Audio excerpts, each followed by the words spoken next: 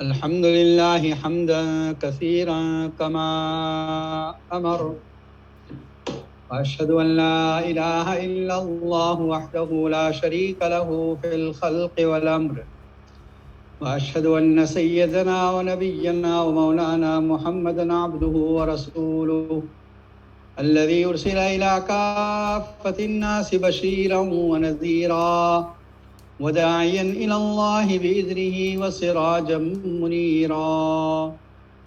أما بعد فأعوذ بالله من الشيطان الرجيم. بسم الله الرحمن الرحيم. إن في اختلاف الليل والنهار لآيات لأولي الألباب.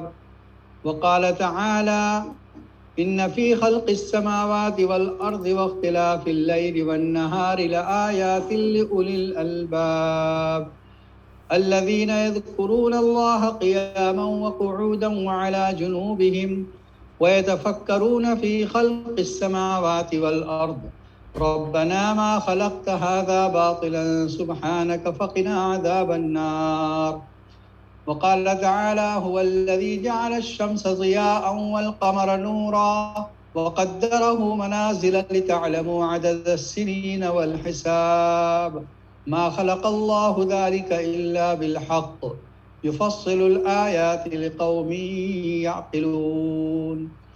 وقال تعالى: والشمس تجري لمستقر لها ذلك تقدير العزيز العليم. والقمر قدرناه منازل حتى عاد كالعرجون القديم. لا الشمس ينبغي لها أن تدرك القمر ولا الليل سابق النهار وكل في فلك يسبحون. صدق الله العظيم. عزیزان محترم، یہ بڑی خوشی کا موقع ہے کہ آپ اللہ کے گھر میں اللہ کے دین کے ایک اہم مسئلے کو سمجھنے کے لیے جمع ہوئے ہیں۔ آج کی اس مجلس کا مقصد صرف یہ بات بتلانا ہے کہ اسلام میں قمری کیلنڈر، لونر کیلنڈر کی اہمیت کیا ہے اور وہ لونر کیلنڈر کیسے ہوتا ہے۔ سورہ توبہ میں اللہ تعالیٰ کا ارشاد ہے: ان عدت الشہور عند اللہ 12 شہرا فی کتاب اللہ یوم خلق السماوات والارض منها 4 حرم۔ جس دن سے اللہ نے آسمان و زمین کو بنایا 12 مہینے مقرر فرمائے، جس میں سے 4 مہینے حرمت والے، رسپیکٹ والے ہیں۔ اللہ کا یہ ارشاد کہ 12 مہینے مقرر فرمائے، کوئی یہ سوال کرے کہ 12 مہینے تو ہے ہی، اس میں کون سی بڑی بات قرآن نے ذکر کی؟ نہیں، قرآن نے جو بیان کیا ہے یہ ایک بڑے نظام کو بیان کیا ہے، اور وہ نظام کیا ہے کہ جو چاند کے اعتبار سے مہینے چلیں گے وہ 12 مہینوں کا ایک سال ہے۔ کچھ لوگوں نے 13 مہینے مقرر کر دیے، جیسے ہندوؤں کے یہاں ہر 3 سال کے بعد ایک مہینہ ایکسٹرا ہوتا ہے جس کو ادھک کا مہینہ کہتے ہیں، اور انگلش سال کے اندر ایک دن ہر 3 سال کے بعد لیپ ایئر کے دن ایک دن ایکسٹرا ڈال دیتے۔ تو یہ دنوں کا فرق ہے اور وہ مہینوں کا فرق ہو جاتا ہے۔ اگر ہم چاند کے اعتبار سے پہلے یہ سمجھ لیں کہ سورج اور چاند، سورج روزانہ مشرق سے نکلتا ہے، ایسٹ سے، اور مغرب میں ڈوب جاتا ہے۔ یہ ایک پورا دن آپ کے سامنے ہے جس کو ہم ڈے کہتے ہیں، ڈے لائٹ کہتے ہیں، اور ایک رات ہے جس میں چاند نکلتا ہے۔ لیکن دونوں میں فرق یہ ہے کہ چاند کبھی باریک ہوتا ہے، کبھی بڑا ہوتا ہے، کبھی فل ہو جاتا ہے، پھر آہستہ آہستہ کم ہوتے ہوتے پھر باریک ہو جاتا ہے اور پھر غائب ہو جاتا ہے۔ 29 days، 29 دن، 12 گھنٹے 44 منٹ اور 2.9 سیکنڈ کا یہ قمری مہینہ ہوتا ہے۔ لونر کیلنڈر جو ہے اتنا پرفیکٹ ہے، اتنا ہر مہینے میں اتنا ہی ہوتا ہے۔ کچھ دن کے لیے، کچھ گھنٹوں کے لیے چاند غائب ہو جاتا ہے۔ یہ غائب ہونا کب ہوتا ہے؟ سورج، چاند اور زمین یہ ایک لیول میں آ جاتے ہیں جس کو انگلش میں کنجکشن کہتے ہیں اور اردو میں اقتران کہتے ہیں. یہ وہ وقت ہوتا ہے جب چاند نظر نہیں آتا، اور یہ ہر مہینے میں یہ نظر آتا ہے، ہر مہینے میں یہ چیز وجود میں آتی ہے. سورج سے تو یہ پتہ چل گیا کہ ٹائم کیا ہے، یعنی اوقات کو معلوم کرنے کے لیے سورج ڈے لائٹ کو استعمال کیا جاتا ہے. اسی لیے فقہ کی کتابوں میں اب بھی جو مسائل ہیں، عصر کی نماز، ظہر کی نماز، یہ سائے کے ساتھ بتلائی کہ اتنا اس کا شیڈ ہوگا تو اس کا یہ ٹائم ہے، ظہر کا ٹائم، عصر کا ٹائم. لیکن رات کے اندر جب چاند ہے تو یہ کیسے پتا چلے ٹائم کیا ہو؟ اس کا مطلب ٹائم نہیں بتا رہا ہے چاند، تاریخ بتا رہا ہے. تاریخ کیسے شروع ہوگی؟ جس دن نیا چاند نظر آئے گا، باریک ہوگا، اس کے بعد آہستہ آہستہ بڑھے گی. جب فل چاند ہو جائے گا اس کو ہم قمر کہتے ہیں، بدر کہتے ہیں، اور پھر آہستہ آہستہ ختم ہوتے ہوتے مہینہ پورا ہوگا.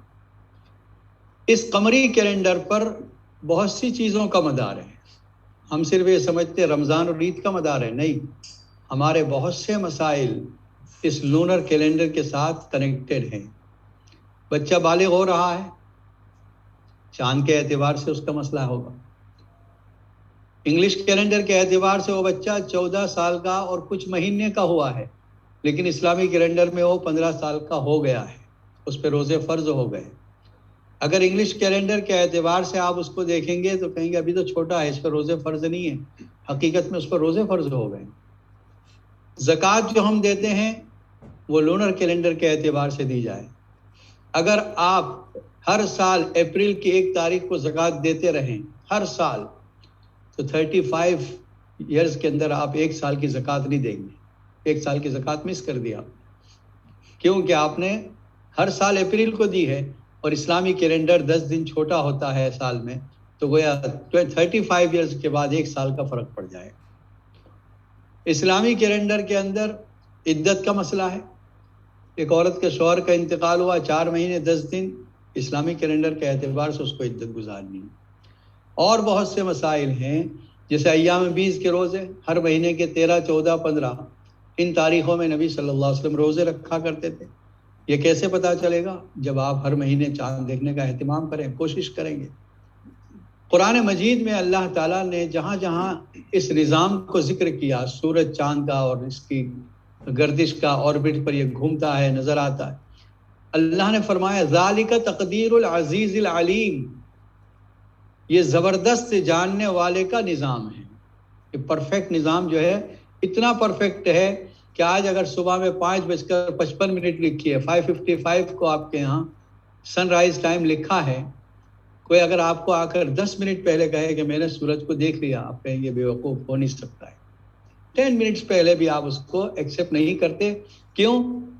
اتنا پرفیکٹ سسٹم ہے کہ آج کی تاریخ میں بس 6 مارچ کو 50 سال پہلے بھی یہی ٹائم پہ سورج نکلا تھا، 100 سال پہلے بھی یہی ٹائم پہ سورج نکلا تھا.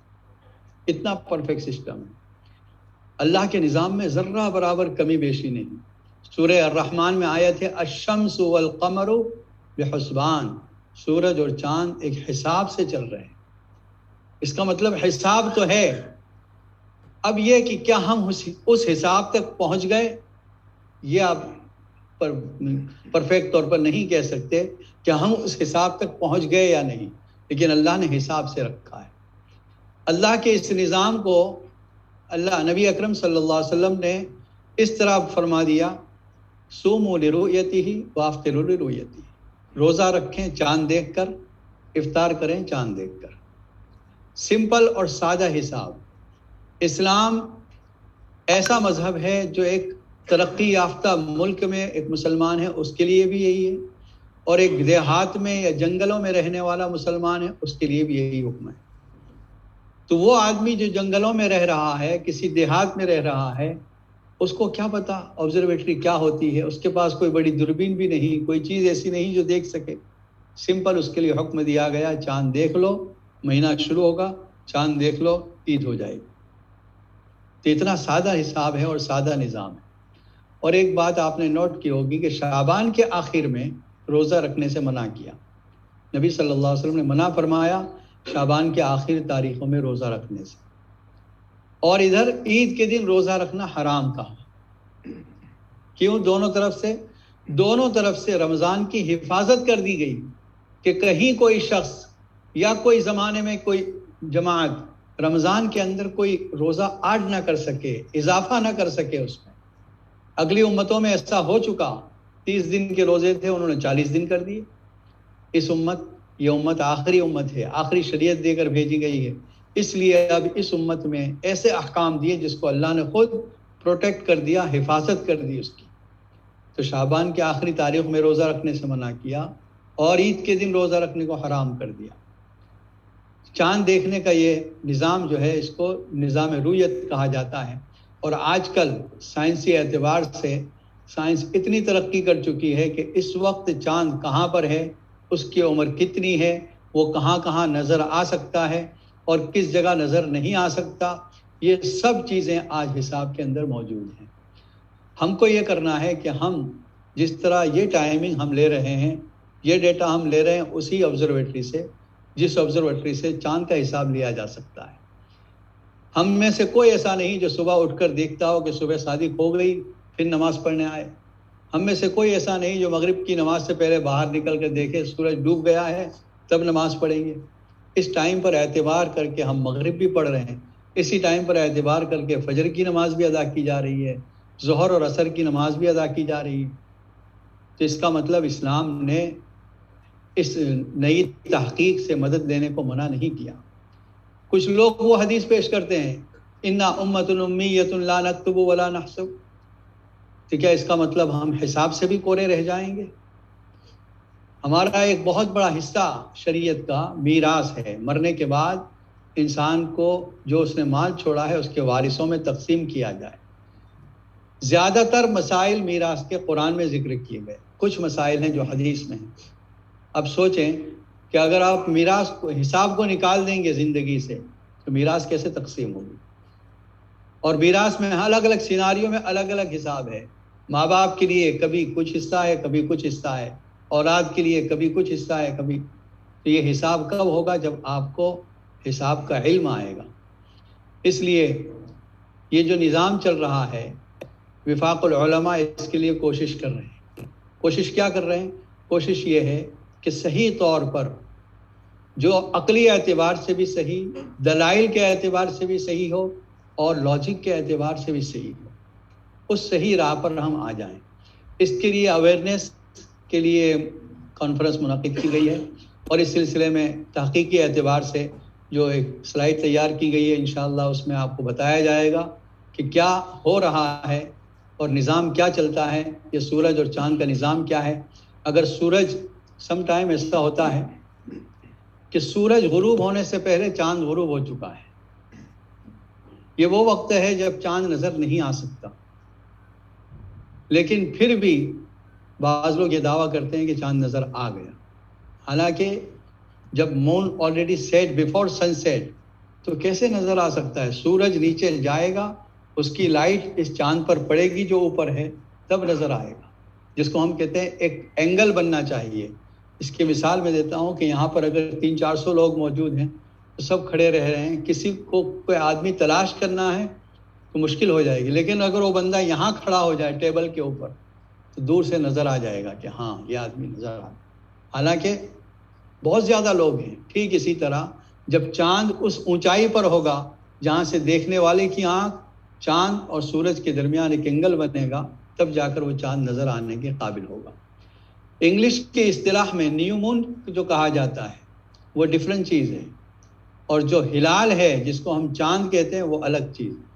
نیو مون کا مطلب یہ ہے کہ وہ جو سورج، چاند اور زمین ایک لائن میں آئے تھے، کنجکشن کی لائن میں، وہاں سے تھوڑا ہٹ گیا، تھوڑا سا چاند ہٹا ہے لیکن ابھی ویزیبل نہیں ہوا ہے، انگلش میں اس کو نیو مون کہہ دیتے ہیں، لیکن شرعی اعتبار سے یہ نیو مون نہیں ہے۔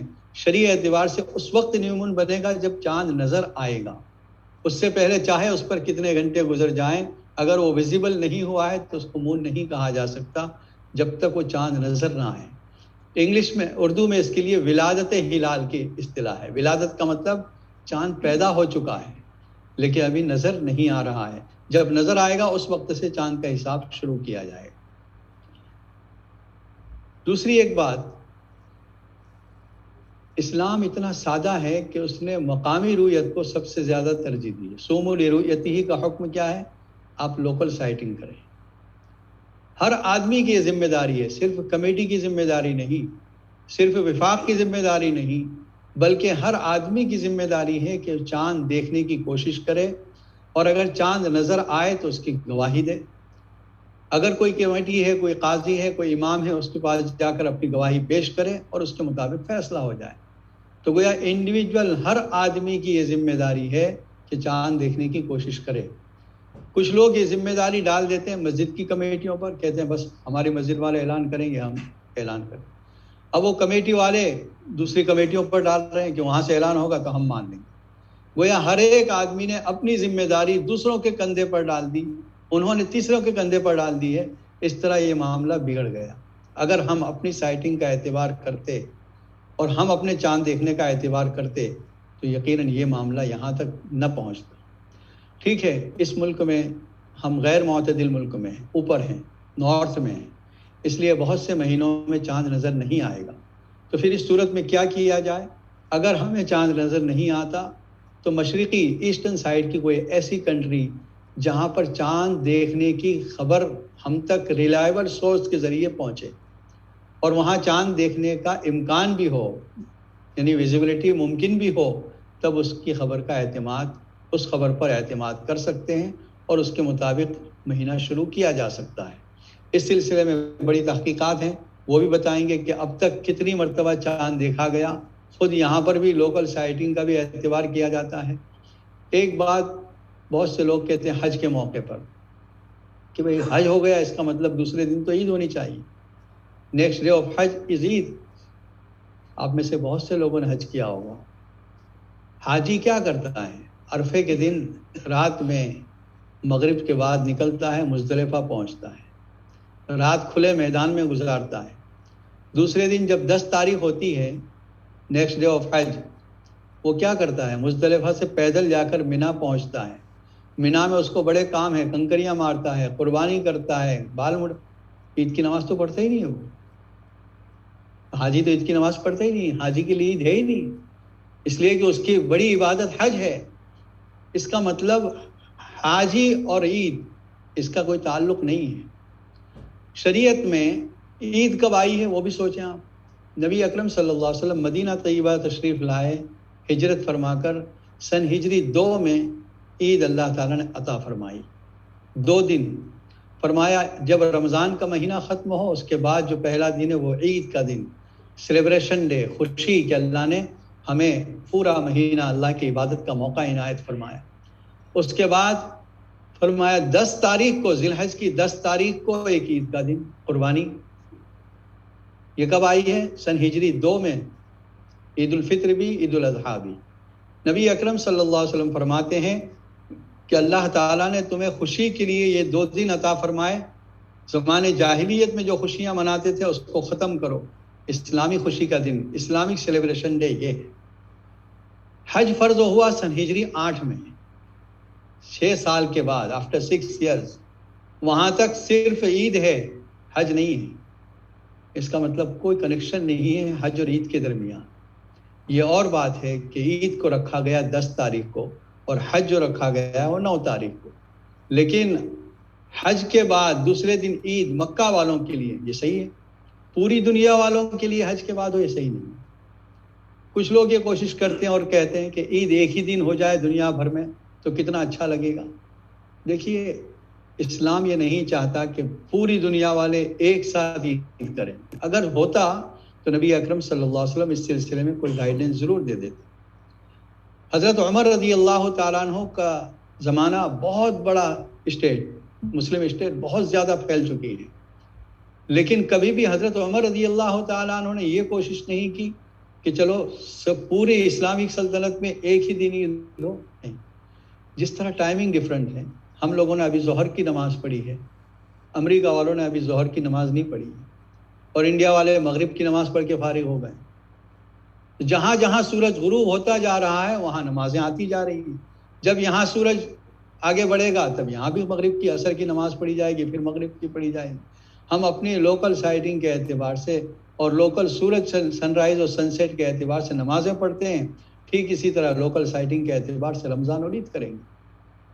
तौहीद ईद जिसको कहते हैं, पूरी दुनिया में एक दिन ईद हो, ये मतलूब नहीं है, सही काम ये मतलूब है, ये मकसूद है कि सही काम हो जो शरीयत ने मकसूद है। इन्ना सलात कानत अलल मुमिनीन किताब मौक़ूता, नमाज फ़र्ज की गई है वक्त के एतबार से। अभी कोई आदमी बहुत इत्मीनान के साथ, खुशी और खुजू के साथ असर की नमाज पढ़ ले, उसकी नमाज अदा नहीं होगी। जब असर का वक्त आएगा फिर अल्लाह का फ़र्ज मुतवज्जे होगा, असर की नमाज पढ़ो पढ़ो, अगर नहीं पढ़ेगा तो गुनहगार है। वो कहे मैंने 1 घंटा पहले पढ़ ली है, बहुत इत्मीनान से पढ़ी, खुशू खुजू के साथ पढ़ी, उसकी ये नमाज काबिल कबूल नहीं क्योंकि वक्त नहीं आया।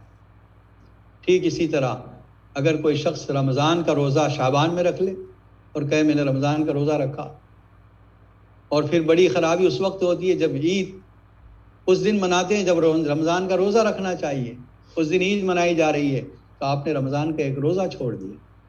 हालांकि रमज़ान के रोज़े की कितनी सख्त ताकीद है। नबी सल्लल्लाहु अलैहि वसल्लम ने फरमाया कि एक शख्स रमज़ान का रोज़ा जानबूझकर बग़ैर उज़्र के न रखे, वो सारी उम्र भी रोज़े रखता रहे, जो बरकत जो फजीलत रमज़ान के रोज़े की वो हासिल नहीं हो सकती। तो ऐसा रोज़ा हम बग़ैर किसी उज़्र के ईद बनाने के लिए छोड़ देते हैं। हक़ तआला शानो हम सबको सही समझ अता फरमाएँ। अभी इंशाअल्लाह मुफ्ती ज़ुबैर साहब दूधा जो ड्यूसबरी से इस्लामिक तरबियत सेंटर, इस्लामिक तरबियत एकेडमी के मुअस्सिस और फाउंडर हैं, वो आपके सामने इंग्लिश में बयान करेंगे और उसके बाद आपके लिए सवाल जवाब का सेशन रखा जाए।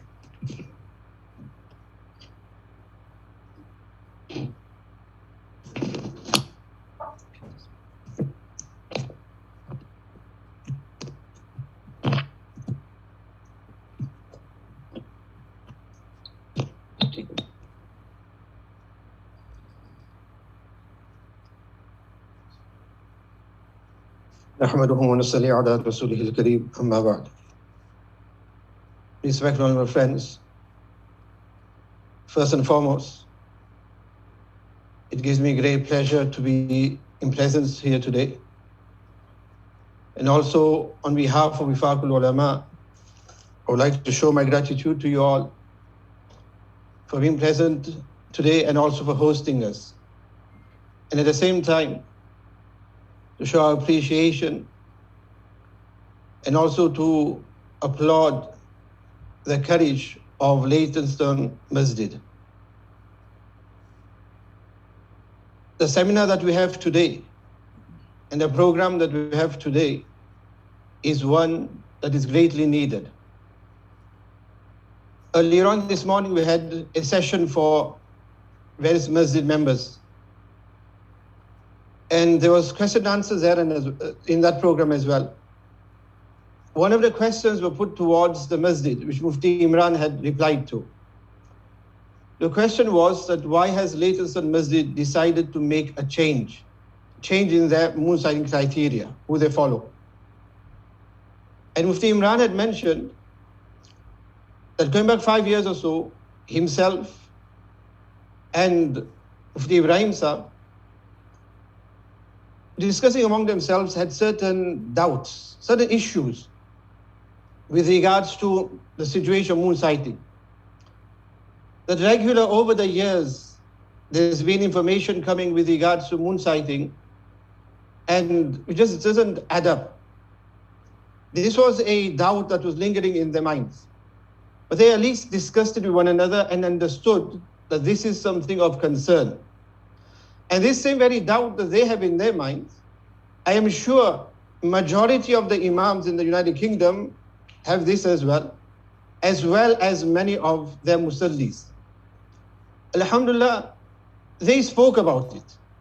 And not only that, but they approached the committee of the masjid, and the masjid committee also welcomed and shared their thoughts as well, which is unique. Because in many masjids, it will be either the imams understand something, want to make a change, but the committee are the obstacles. They do not want to entertain it. Or it's the opposite. The committee understands that there needs to be a change, but the imams may be stubborn and not want to pass that change. And this is happening. Alhamdulillah, here in this masjid, We find that the Imams understood something. They approached the committee, and alhamdulillah, the committee were open mind, entertained their concerns, and also took that on board, due to which alhamdulillah we find ourselves sat here and where we have the program that we have today. May Allah subhanahu wa ta'ala accept this program, because my dear friends, as I mentioned, it takes courage. We have many different workshops and programs throughout the year, but we do not have anything with regards to moon sighting. Ramadan is coming. And prior to Ramadan, we have Ramadan workshop, the fiqh of Ramadan. Then during Ramadan, we'll have the fiqh of zakat. After Ramadan, we have the Hajj seminar, the Hajj program, how to do the Hajj. So throughout the year, we have different programs. But there's never a moon sighting, fiqh of moon sighting. This is probably the first one that many are attending. And especially when it comes to the fiqh of Ramadan, how come we have the fiqh of Ramadan with regards to the masail of fasting, what breaks the fast, which doesn't break the fast, the Taraweeh masail, etc. But how come when it comes to the most important thing, without that, how can we even start Ramadan, which is the condition for the month of Ramadan to come? And that is what? The moon, the sighting, the commencing of the month of Ramadan. That is one topic at which we do not discuss at all. There's never fiqh of moon sight, or when we have the fiqh of Ramadan, there is no subject there with regards to moon sighting. Or is this a case of when the moon is sighted and that? So we don't elaborate further than that. Due to it, unfortunately, we are very ignorant to what is the fiqh of moon sighting. Very ignorant to it. We have no idea at all. To that extent that if we were to decide, look, we're going to start sighting the moon for the first time. And at the end of Shaban, we're going to sight the moon. And the Imam Sahib makes an announcement after Maghrib Salah, let's go out to sight the moon. Everyone's going to look at one another. Where do we go to look for the moon? Which direction do we look for the moon? We won't have a clue at all. We don't know anything at all about the fiqh of moon sighting. Hence, it's very important. The reason why we have this program here is, so the masjid do not want to just make a change in such a manner that their followers and the musallis are blind to why they made that change.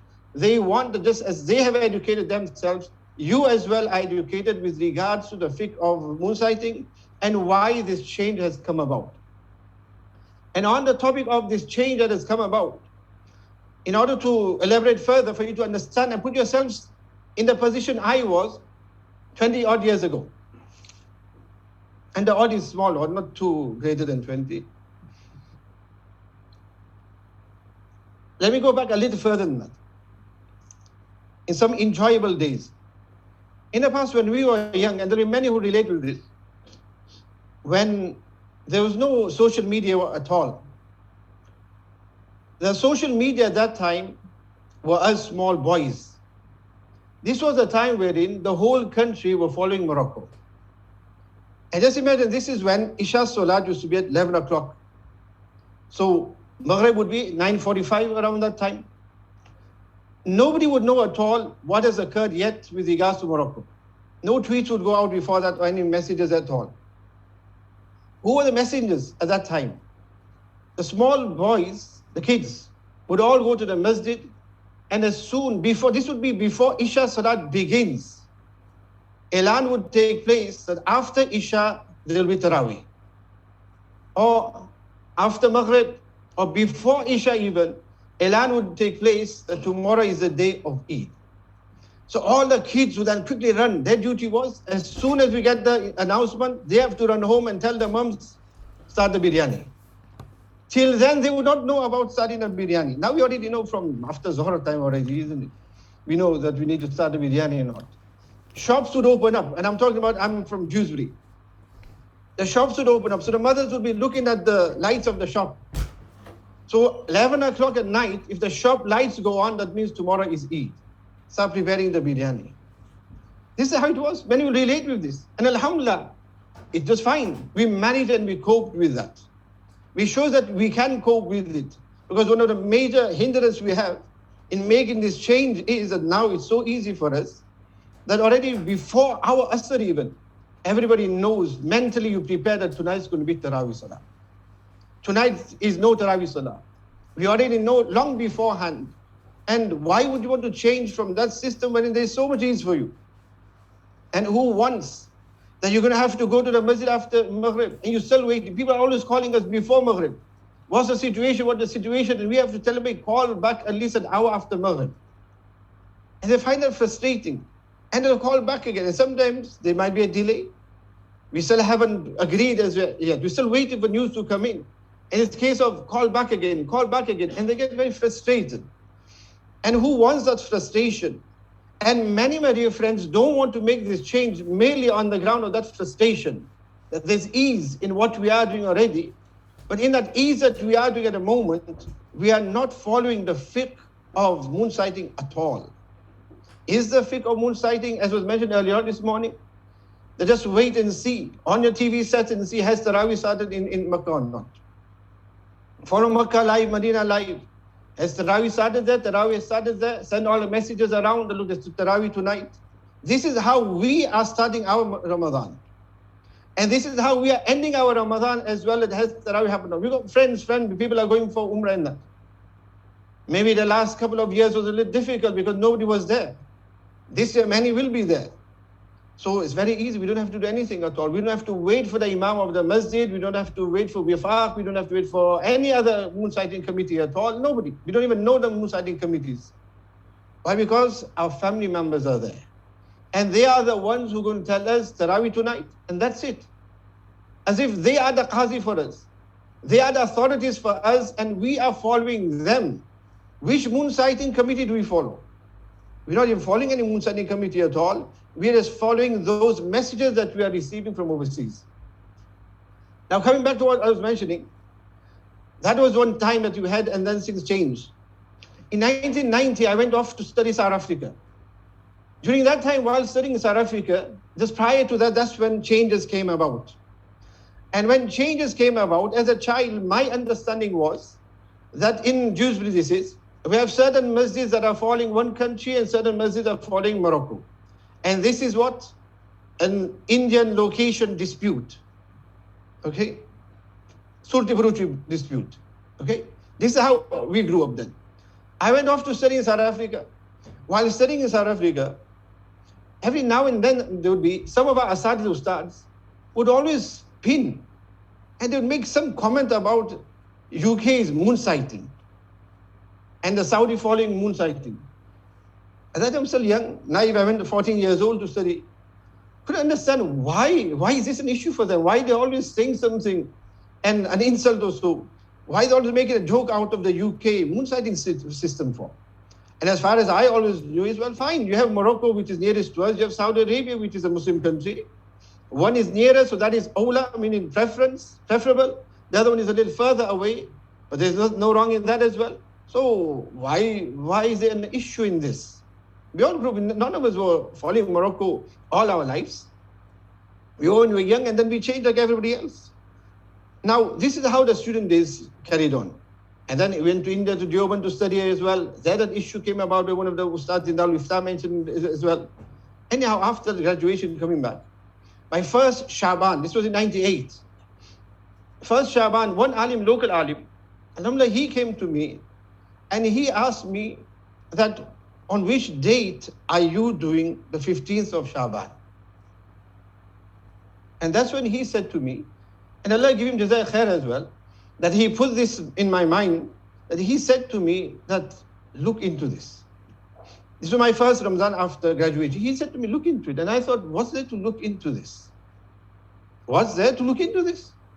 There are those who decide to follow Morocco, which is fine, and there are those who decide to follow Saudi Arabia. So what's there to look into it? But he just said to me, look into it before, and let me know what you decide with regards to Shaban, the 15th of Shaban. That's what, my dear friends, and this is what I want to put you into the same position as well. With an open mind, following Saudi as a young child, as I mentioned, then I started looking into it.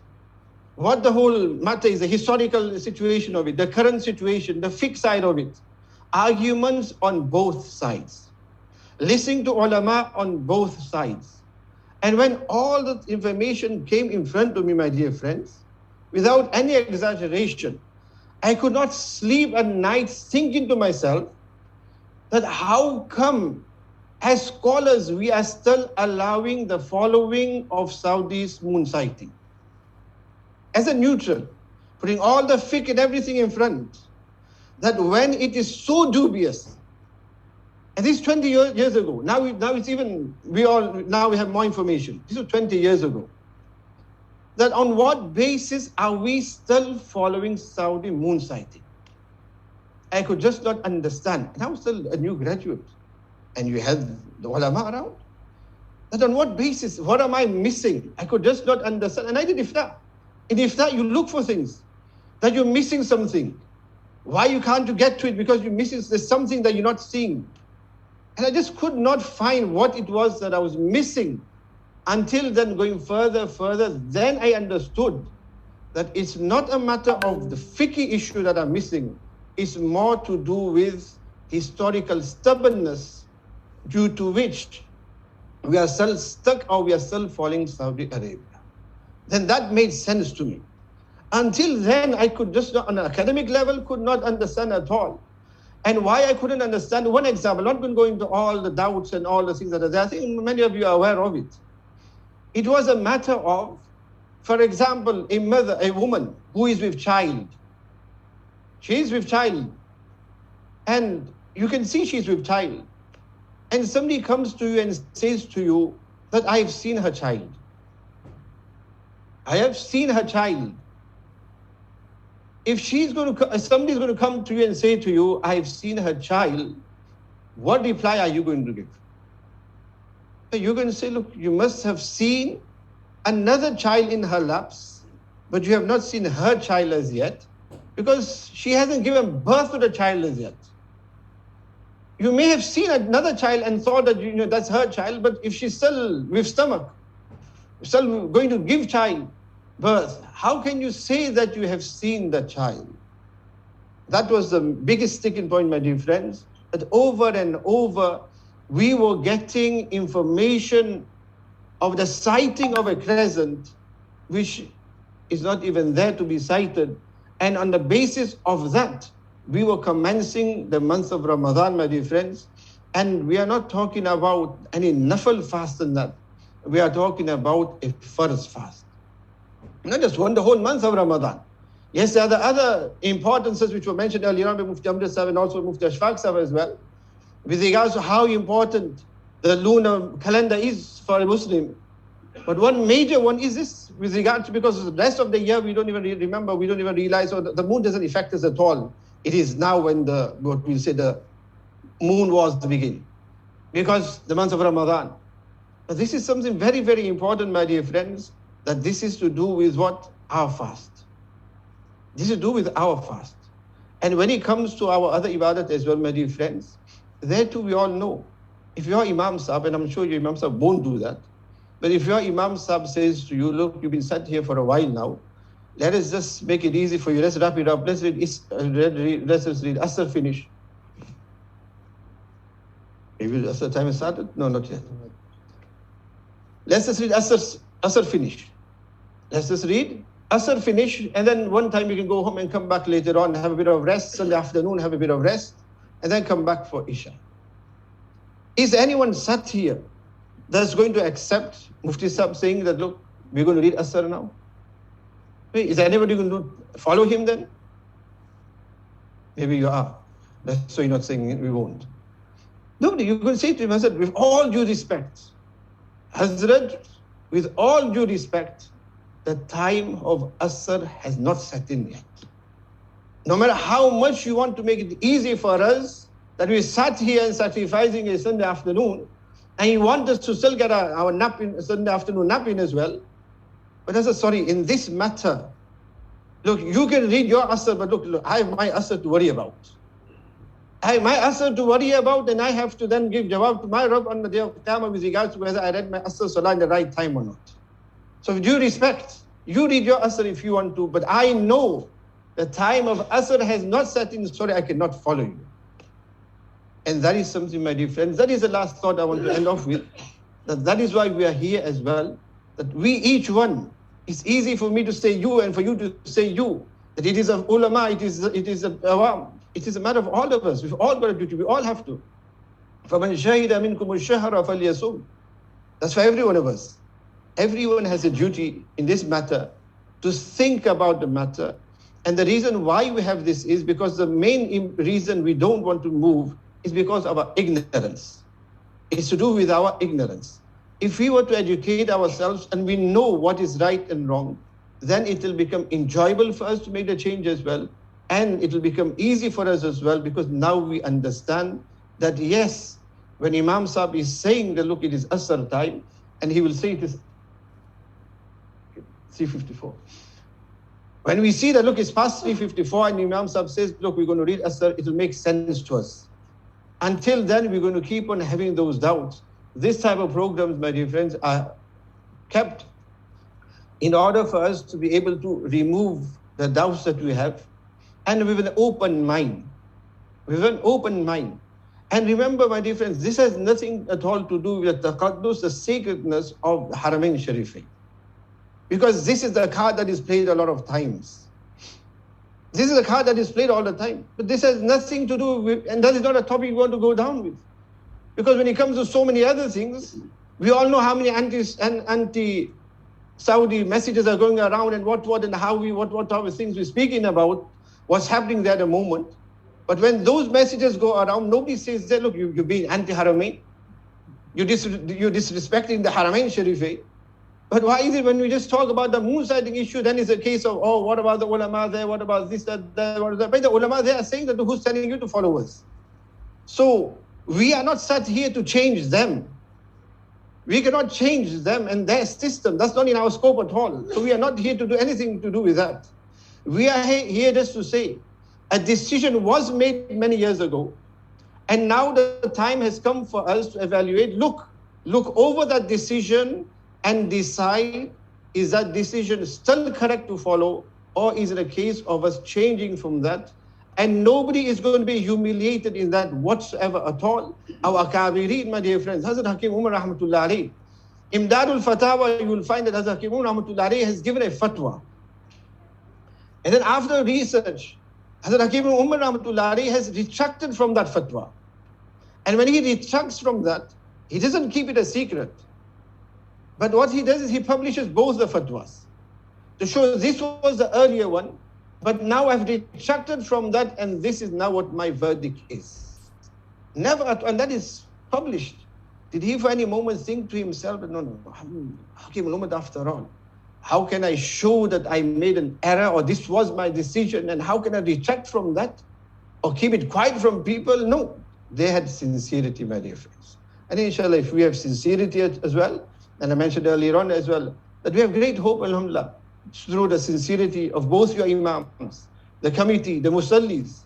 Inshallah, this is, in actual fact, I'll tell you, on the poster as well, my name wasn't on the poster.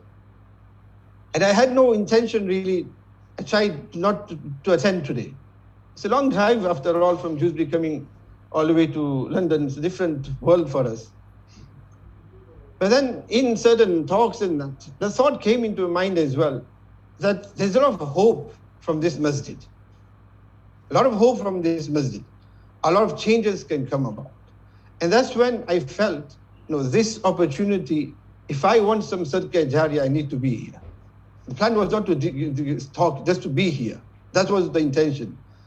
That was just the intention that for the sake of Sadaqah Jariyah, and that is the hope we have with you as well, Allah Ta'ala accept both your imams' efforts, the committee as well, all the musallis, all those who have arranged whatever they have in today's program, and Allah Ta'ala guide us all towards the correct decisions. رَبَّنَا تَقَبَّلْ مِنَّا إِنَّكَ أَنْتَ السَّمِيعُ الْعَلِيمُ.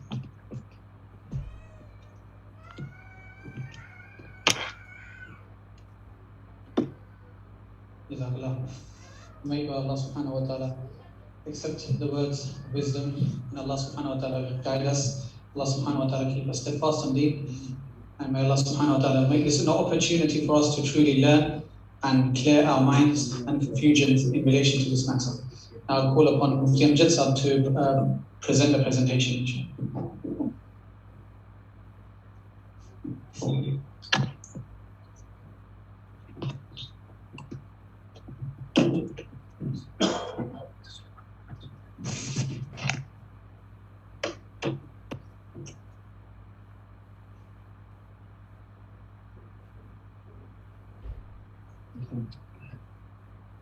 نحمده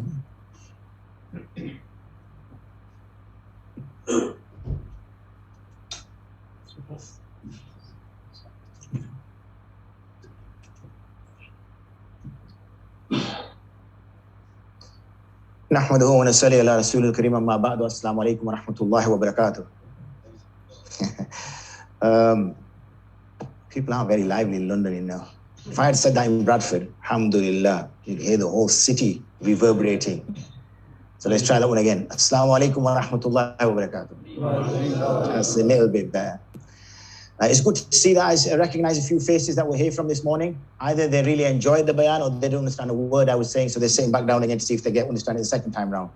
For my sake of my ego, I'm going to say that they enjoyed it the first time around and they want to listen to it one more time again live, mashallah. There's a few heads shaking, obviously. Alhamdulillah, that's good to hear. Anyway, I'm not going to revisit what the two speakers before me spoke about because they spoke very eloquently and in great detail and with passion, alhamdulillah. But I'll just give you an overview of what we're going to speak about for what remains of about half an hour or so. So firstly, and I'm going to kind of skim through this part, which is the importance of moon sighting, because I think that point has been made well. The basis of moon sighting, we'll touch upon that.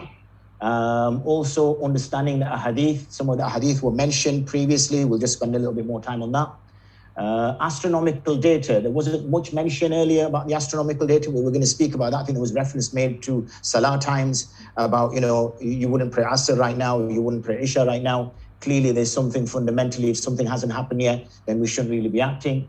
Also, UK's situation is somewhat different, being in a northern hemisphere. Our latitude being so far away from the equator puts us in a difficult situation. And also then that key question, what role, if any, does astronomy play? And then what next? I was going to say what next is going to be food, but I can't say that because I'm already eating, so it'll be something else instead, inshallah. The talk of biryani whetted my appetite once again.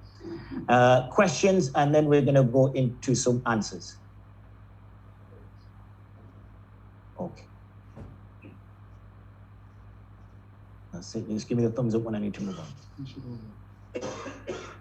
Oh, it's coming, alhamdulillah. Okay, so let's go on the importance of moon sighting first. I'm just going to recap here because Mufti Ashfaq Sahib discussed this already. We don't want to be Ramadan Muslims. We are Muslims for 12 months of the year. So we know that Sha'ban has started and we're fortunate now that we have, huge clocks in the masajids which show us, but I come from an era where we didn't have things like that. I'm a little bit older, I think, than Mufti Zubair Sahib. I think he's in his mid-20s, so I'm significantly older than that. So, back in the day, we everything was paper. We used to have like a plastic thing that the Imam Sahib used to change, so we knew the dates change. And, you wouldn't even know when Dhul Hijjah started or Dhul Qa'dah started or Rajab started or anything. You were just literally, trying to work it out. But you knew when Ramadan was coming for obvious reasons. Muharram is also an important month that we need to know about when it starts, the 10th of Muharram in particular. Sha'ban we've already spoke about, and he obviously is Ramadan. But this not just the matters of ibadah, there's also fiqh issues which we spoke about already, the concept of bulugh, when things become fard upon a child or a child becomes an adult from a Shari perspective, and also the iddah that a lady must serve in terms of the months that she must count. So what I'm trying to say is that we're becoming detached from our calendar. And one of the things which we're suffering as a community here is our identity as Muslims. We're trying to still work out what we are. We look at our ethnicity, and for those of us who are born and raised here, we sort of think, well, am I Pakistani? Am I Indian? Am I Bengali? Or am I not? Am I English? And if I'm not, am I a chimera of the two? Am I a Pakistani British person and whatever? And then we're already continuously, our identity gets eroded. We start shortening our names, and our names no longer carry the kind of, the terminology that it used to have when we were named, and our dress code changes and our way of life changes. And then, generation after generation after generation, then we end up like, places where my son visited recently in Albania, where folk don't even know that they're Muslim. They can't identify. They've been told that's what they are, but in terms of the Quran, in terms of the understanding of the Prophet Islam, it goes, identity is essential. Knowing our calendar is part of our identity, something we should be sharing with our children, something we should be engaging with. So the moon sighting as a thing is not, I know we have the Star Wars and the Moon Wars, which is obviously a sequel or a prequel, or something in between. But, joking aside, there are no wars, obviously. It's having a sensible adult conversation, which I think is sometimes lacking. So the ahadith, which have already been mentioned by the ulama, but just for the sake of expressing them again, the Prophet ﷺ said, "Sumu li ru'yatihi wa aftiru li ru'yatihi, fa in ghumma alaykum ash-shahr fa'uddu 30, then count up to 30. Now here you can see that the sigha there is an injunction, fast, and those of us who studied usul al-fiqh, we know the emphasis that lam has, that fast according to its citing. So this is important that we understand that its citing is essential. And also wa aftiru li ru'yati is also essential. So this is something which I'm going to explain a little bit later on. And again, the hadith is there. I'm going to let you practice your own Arabic. There it is, read it. What does it mean? Don't precede the month by fasting for a day or 2 days, except if it's a fast which you normally do, as in on a Thursday or a Tuesday or a Monday. And don't fast until you see it. Okay, then fast. So, the Prophet ﷺ is using keywords there, hatta, thumma. And these also have a legal emphasis, a legal impact. Hatta taruhu. فَإِنْ حَالَ دُونَهُ غَمَامَ فَأَتِمُّ عِدَّ 30. So again, if something comes in the way, a barrier, it's either very smoky, there's cloud cover, something, then count up to 30. And similarly, also break your fast accordingly. But he does mention at the end that a month can also be 29 days. So what we're seeing is that a month can be 30 days or a month can be 29 days. A month can't be 28 days, it can't be 27, it can't be 31.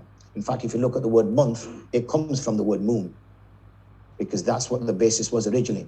And then the final hadith I'm going to share with you is, Inna ummatun ummiyya, we are an unlettered nation, we are a people who are individuals who la naktubu, we don't write, we're not literate, wala nahsibu, nor do we calculate. Ash-shahru hakada wa hakada, yani sometimes it can be 29 and sometimes it can be 30. So let's summarize and get some an understanding from the ahadith itself. First, are we allowed to use astronomical data at all? That's something we need to explore, because that's a key question which we need to understand. Once we understand that, then it will bring to light what we are talking about, what the ulama before spoke about as well. We have the two extremes, as we normally do. One view is that, look, there was a time when we had no understanding of astronomy. There was a time when we didn't have the telescopes that we have now, the science that we have now. So we move on with times. Like, for example, with Salah, we used to use the shadow of a stick in the ground, and if it was one shadow length, we would start Salah, and if it was two shadow lengths, we would commence. And but we don't do that anymore. We use astronomical data, and we have a timetable there. And this is, you can see next month's timetable. You can see a year from now timetable. You've got a timetable from 5 years from now. And that's just using all astronomical data. So why stop just with Salah? Why not also do that for fasting as well? We can get predictions, as Mawlana Hanif Sahib, I don't know if he's still here, said to me that an astronomer told him that the astronomical data is as accurate as within 20 seconds in terms of the celestial movement of the sun and the moon. So if you've got that level of accuracy, why are we can put all aside our differences and let's all just go with astronomical data. Job's done. That's one extreme, okay? The other extreme is did you not see the hadith that we are an unlettered nation? We don't write, we don't calculate. So we can't use calculations. We must go by citing only. And in fact, citing should be given such a precedence that even if all the scientific facts are against it, we should ignore them and we should just go by the citing. That's the extreme. However, what we're trying to advocate here, in the position we're trying to say is, as with all our matters, is to take the middle path. That has always been our way. We're not extremists, no matter how we are described by others. We always take the middle path, to sit between the two, to use naqal and aqal. So we currently use data. I've already expressed the point about the prayer times. We use data already. So that shows that clearly there is a role that astronomy can play, and it can assist us. And also we've seen, though, from the hadith, that is clearly that we also need to take into consideration the citing. So citing must be given preference, because there's a scriptural explanation given by the Prophet ﷺ. He's actually categorically said how it should be done. Whereas when it comes to salah, he did not explain exactly how it should be done. From the hadith of Jibreel alayhi salatu wasalam, when he descends and he leads the Prophet alayhi salatu wasalam in prayer for one day, and he leads him for prayer the second day, and he mentions that pray in between, your prayer is in between these two times that I've given you. And then we see when the way the sun was, when Aisha explains that the sunlight was still coming into my chamber when Asr prayer started. So all these ahadith, the fuqaha have gathered and worked out times from there. But when it comes to the hilal, that has been mentioned specifically, a manner, a procedure has been given us. And when the Prophet ﷺ has given a procedure, then that procedure must be adopted, okay? Especially when it is an act of worship. And where he has left that open, where he has been somewhat vague, then the fuqaha can obviously adopt their ways. So let's look at what type of astronomical data exists out there. Sorry, that was a question. My eyesight is going. It's the glare of the sunlight. That's my fault. There you go. That's better.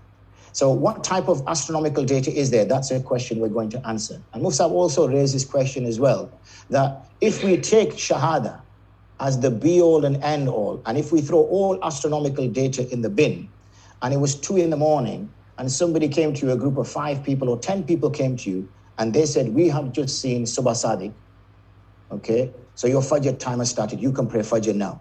Would we adopt that? When we know on the timetable in our wall, in our house, or the app that we have on our phone, it's not gonna start till 5 or 4:44 or something, and these 5 genuine people, all mashallah, with beards and jubbas and hats and whatever, have turned up, and they're saying, no, we've seen what should we do? Clearly, every single person in this room would probably say to me, no, I would not pray Fajr, because the Fajr timetable says whatever it says, 4:44, 5 o'clock in the morning. I'm going to wait till then. Or I'm going to carry on eating. I'm not going to stop eating if they say to me, stop eating, we've just seen the sun. So are we now dismissing witnesses because they're liars, or because whatever? What's our rationale? So this is something that we need to kind of understand and appreciate as we move on. So let's look at some astronomical data that's out there. We have what's called the crescent visibility predictability curves, the CVPC, nice and short, and I saw some of them on the wall as I came in this morning. And these are the fancy curves which you may have seen on certain websites. So we have, for example, Yallop, an astronomer way back in the day, back in the 90s, gathered together over just short of 300 first sightings. So it's an academic piece of paper he wrote. It's out in the public domain. It was able to be scrutinized by other astronomers. His data could be checked. And that's essential. I know I've seen things flying around that Joe Bloggs saw a moon when it was only 1 hour old, and somebody else saw a moon when it was only half an hour old, and whatever. What you're saying about that? Until something has been peer-reviewed and challenged by experts, then it's very difficult to just take somebody texting you something on WhatsApp. Order, he used over 700 first sightings, and his paper was published in 2005. And then we have Caldwell and Laney, they used only 42, and theirs was published in 2001. So that's about, close to 1,000, if not over 1,000 first sightings that have been published in paper. I did this research sort of 2015, 16, 17, so there may be other products, other papers that have been issued after that, but these suffice to make my point. So when we look at visibility criteria, what sort of things are out there? Well, there's something called the moon's age, and that's the time between the conjunction and the time of observation. So conjunction is when all the celestial beings line up in a nice line. And then what happens is that the moon has to move slightly away for the light that's to reflect back onto the moon for it to then be observed by people on Earth. And that's what we call the hilal, that small little kind of thin banana shape. Moon's lag time is a time between sunset and moonset. Why is that important? Well, if you've got something as bright as the sun, how are you going to see the reflection of the sunlight from the moon when the sun is still in the sky? Do we see stars in the sky when the sun is out? No, we don't. But when the sun disappears, the stars appear. That's not because the stars appear. The stars were always there. But the brightness from the sun is overpowering the light which is coming from the stars, which are also obviously suns, out in the far space. Same here. The sun has to have set, and also when the sun sets, its light is still coming across until it goes below the horizon, And then we start to see the sort of redness and orangeness in the sky until it goes further below the horizon. And when we start to see the yellowness, and then when it goes further below the horizon, and then we start to see the whiteness, these are what is referred to as the shafaq. And then finally, when it goes even further below, and we get absolute astronomical twilight, when we get absolute blackness. But that's not always the case, but I guess that's a discussion for another day. We have the ARCL, which is the angular separation, which is also important, the moon's altitude, the ARCV, the DAS. I'm not going to crack the same soap joke, because once you've heard it once, it just doesn't have wash off the second time round. You like that? Doesn't wash off. Okay, you see, I think on my feet. And then we have obviously the crescent width, which is something to take into consideration. All that is what that is there. So you can see, obviously, sighting the moon is a complicated science. Okay, it's not just something which is, sort of easy to understand. So therefore, whoever we are relying upon, as Mufsa mentioned, a masjid committee might say, oh, well, we're going with that masjid because that's a bigger masjid than us. And then that masjid says, well, we're going by, so-and-so, and you just kind of keep kicking the can down the road.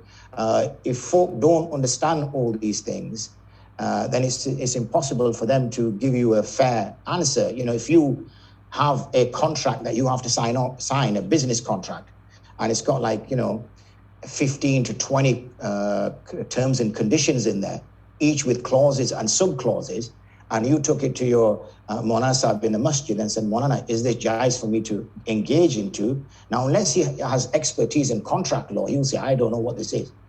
Go take it to a scholar who has expertise in a contract law. Don't give this to me because I don't understand it.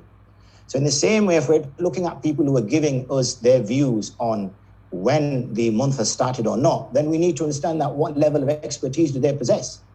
Have they written on this subject? Have they spoken on this subject? Are they established in this area? Are they considered as experts in this area? And if not, then I guess it begs the question of what are we doing? Okay, so it's disappeared off this screen, but we're just kind of on that screen. So what we've got there now is those particular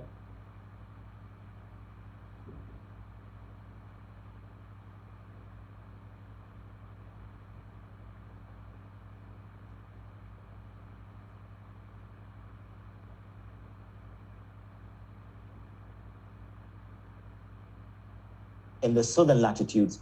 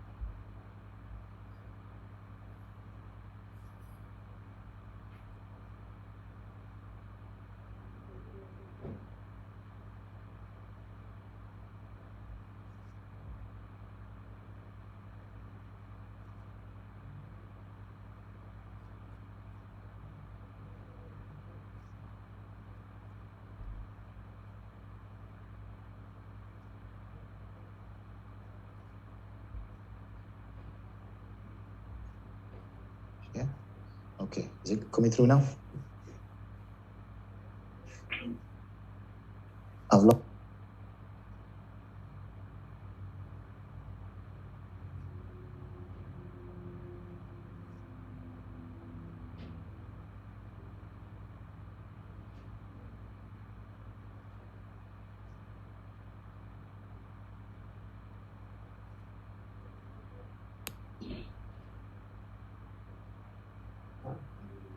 Yeah, it's back. We're back. See, technology fails. So remember, this is essential that we understand that these visibility, they are predictability curves. They're not fact, and they shouldn't be taken as fact. For instance, when I went through literally all the 1,000 odd pieces of data, every single one of them. So for example, Yallop says for this particular piece of data, item number 278, that it was only visible by assisted eyes, but they actually saw this by unassisted eyes. So that shows maybe 95% of the data it would capture, but there will always be outliers. There will always be figures which will be achievable, even though they may say that it's only assisted by assisted eyes, you can see it, but it can be seen in other cases. In short, the summary is that the whole purpose is that these are for predictability purposes. They are not fact, okay? We cannot rely on them as fact. So let's touch upon the UK situation. We have cloud cover. That's the issue that we face. So it's difficult to highly improbable. But having said that, the number of people that are going out to sight the moon are very few. In fact, can I have a raise of hands in this room right now of how many people go to sight the moon? Now look around you. Everybody look around. There's 3 people. There's 3 people. Okay, that's it, in a room of whatever, 100, 150 people. Only 3 people are going out to sight the moon. Why do we rely on foreign countries? Because nobody's going to sight the moon. Moroccans are going out to sight the moon. Other countries, Pakistanis are going out to sight the moon. Indians are going out to sight the moon. Bengalis are going out to sight the moon. Why aren't we going out to sight the moon? What's our problem? So we could possibly dismiss a lot of the emotional baggage that comes with this, and we enter into moon wars, if we all went out and tried to sight the moon. We'd have our own UK system. Now, if we did that, how reliable would that be? So, okay, if we've got that as a problem, what can we do instead? Can we act on hadith and consider as 30? Because that's what the hadith said. The hadith said if you go out and it's clouded, then count to 30, keep 30, keep 30. Problem will be is that if we do get into a situation where it's always cloud cover, we're always going to go to 30, and that will end up with 360 days for the 12 months if we take it as 30 days. And that will put us out by at least 6 extra days, because the lunar calendar, the lunar year is 354 days. So what's the alternative? In the absence of having our own UK system, and I stress that because I know there's efforts being made to try to develop that, is that Muslims in the UK need to borrow their news from elsewhere.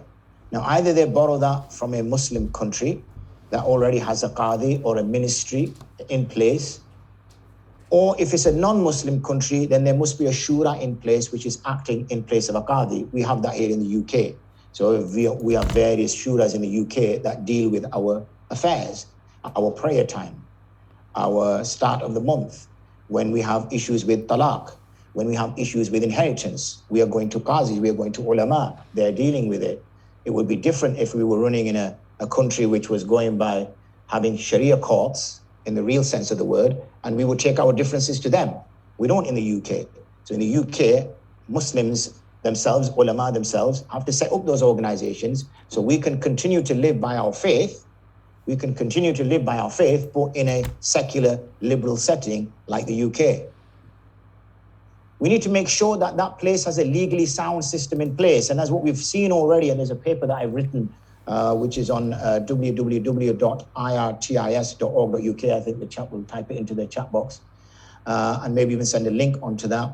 It's a 60-odd page. You'll see from the research itself of the problems that certain countries have, which is one of the reasons which the masjid and the imams and the committee of this masjid have opted to move from that, because of the problems that exist.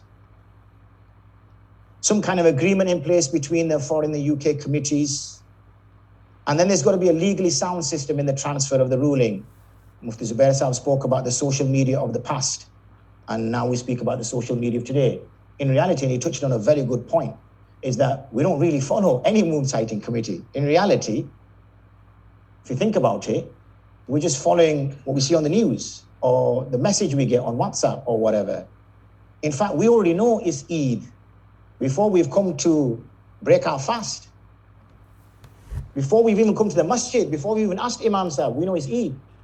We know it's going to be Taraweeh, even before the Elan comes through the mic, the tannoy thing. We already know. So in reality, we've kind of abandoned a moon sighting committee anyway. It's like now sort of deciding that we this is a level of empowerment, which is on another level. Is that, we as individuals are now making those decisions, based upon what we're seeing on the TV or WhatsApp or anything else like that. When the Sharia can't be, not ridiculed, but the Sharia can't be sort of subjugated to something as mundane as this. It's a legal decision. Declaring when you can fast has to be made by ulama. It's a legal decision. Decision of when you can pray and when you can't pray is, for example, this timetable that you see here behind me. Have you personally checked if Asr time starts then? Okay, Maghrib you can get away with because it's dark and it was light early, so you think, yeah, this must be Maghrib. Isha time, have you checked? If that's what time Isha is actually starting. So in that way, when it comes to it, these sorts of systems, so that you trust the ulama who have put that into place. So similarly, this issue of starting of Ramadan and ending of Ramadan and the other months, again, I'm focusing on Ramadan, is a legal issue. And a legal decision has to be made. It may be a formality, especially if people aren't really investigating it. If people aren't really looking into it, then it may be just a mere formality. But even if it's a formality, it's still a legal issue. And you need a committee or a moon sighting committee that's making monthly declarations which are visible and done on the day, as in Maghrib time, or an hour or 2 hours after your Maghrib, to tell you that Dhul Qa'dah has started, to tell you that Rajab has started, not just to tell you that Sha'ban or Ramadan has started. And then obviously the moon sighting committee is not under any compulsion to accept because it is a legal independent entity. So what role does astronomy play? Well, there is key data which can be accepted as near to fact as possible. We accept sunset as fact. So then why can't we accept moonset as fact? Okay, we accept sunrise as fact. So why don't we accept moonrise as fact? And then we obviously, the ARCL, the age of the moon, these are virtually, predicted to that kind of level. But then we have the CVPC, which are predictability curves. Again, I re-emphasize that, hence I have not used the word fact here. It's a rule of thumb. It's to assist the Qadi to make a decision. It is not the decision maker. It's just an extra piece of evidence that he can use in order to come to a decision. So they can assist, but they cannot determine. So if somebody's come and makes a declaration that they've seen the moon, and yet the moon has set before the sun, then obviously that's complete nonsense. How can they have seen it? They've seen something. We're not going to accuse the person of being a liar. They've seen something, but it's clearly it's not the moon. This is the kind of gray or orange area, which is the moon set after the sunset, but below a term called Imkani Ru'ya. Now, I've seen that Mufti Sahib has already put the article I wrote on Imkani Ru'ya on the board, so I won't go into any detail. It'll give you a reason to read that on your way out, inshallah. Well, somebody's got to read it apart from my mum and my son and my brother. So at least more than 3 people have read it. And then after Imkani Ru'ya is when it is possible. So if a sound declaration comes, then it's good. And what is Imkani Ru'ya based on? Is based on the variables which we've already touched upon. So let me quickly get onto the process because I'm conscious of time. Currently, Wifaqul Ulama have an allegiance, an arrangement, memorandum of understanding, call it what you like, with numerous moon sighting committees from as far east as Australia to as far west as the US. So what we see is on the 29th of the month, on our group, we will see declarations starting to come in from Australia, across into China, across into India, Pakistan, across Middle East, across Africa, across the Big Lake, into South America and America. We see that coming in. And what you expect to see is no sighting, no sighting, sighting, sighting, sighting, sighting, sighting, sighting, or no sighting, no sighting, no sighting, no sighting, no sighting, no sighting, no sighting, or no sighting, sighting, sighting, sighting, sighting, sighting. What we don't expect to see is no sighting, no sighting, no sighting, sighting, no sighting, no sighting, no sighting, no sighting. That's an anomaly. It's illogical. How can that be a sighting in that country when before it there's been no sighting, which makes sense, but after it there's been no sighting, when now the moon is bigger, it's more visible. And what comes into question is that place that's claiming sighting is by maybe 1 or 2 people, even though hundreds, if not thousands of people of that particular country are going out to look for it. Again, it's a piece of evidence that the Qadi will use because the moon sighting committee in the UK is not under compulsion to accept it. If you're a Saudi resident, if you're living in Saudi, or an Indian resident, you're living in India, or you're a Pakistani citizen living in Pakistan, or a Bangladeshi citizen living in Bangladesh, or an Afghani citizen living in Afghanistan, and then the state decrees that this is the start of the month, that's a different thing altogether. We're not talking about anybody else's system. Let's sort our own system out first. They're at least going out to see the moon. We're not. Then obviously in the UK, there are people what we term as crescent chasers. It's a fun name that we could come up with. If you have any better suggestions, please tell us. Where people within the UK go out to try to sight the moon. As a personal experience, I've been told since I was a kid, you can't see the moon from Bradford. Not because Bradford is under a cloud of darkness, because it's the shining light of this whole country, but more the case of because UK is cloudy. You can't see it. We have to rely on another country. You can't see it. So on top of our madrasa, we built a platform and we went out to see it. Alhamdulillah, we saw it in Ramadan about 6-7 years back. So it can be seen. We saw it, we witnessed it, and based on that, obviously a decision was made. Also, there's linking with various European partners to make sure that the data is validated, the decision is validated. So you can clearly see there is a due diligent process taking place to ensure accuracy. And it's about forming a consensus. So UK, Morocco, South Africa, that's the process that's been taking place so far. Other Moon Declaration organizations that have linked up together, you can see the list there. I'm going to kind of whiz through this. Last few conclusions. Scriptural citing is given priority. Why? Because that's dictated by the scriptural evidence. The astronomy is utilized to reject so-called sightings when the moon has set before the sun. Astronomy is utilized to interrogate sightings during the highly improbable, and if not supported via our global network, then rejection is recommended, but it doesn't necessarily say rejection is made. In fact, we had a 10-hour conversation or 10-hour meeting a few years ago when astronomically it was virtually impossible to see, not impossible, but virtually impossible to see. But because there was a large group of people who gave Shahada, the Shahada was accepted. But this was after nearly a 10-hour meeting. And astronomy is utilized to support the witness statements and as a result, accept in order to make declaration. So what next? I think that we'll leave that to what next because this is more specific to what we discussed this morning. So I guess we can open up to questions and answers, and the manner in which the questions and answers are coming in, as I've been told, is that if we can have the brothers going around with the green visible high-vis jackets with boards in their hands, if the questions could be written on there, please, and then they can be sent forward. Yeah, no questions, please shouting out, because then it gets out a little bit out of control.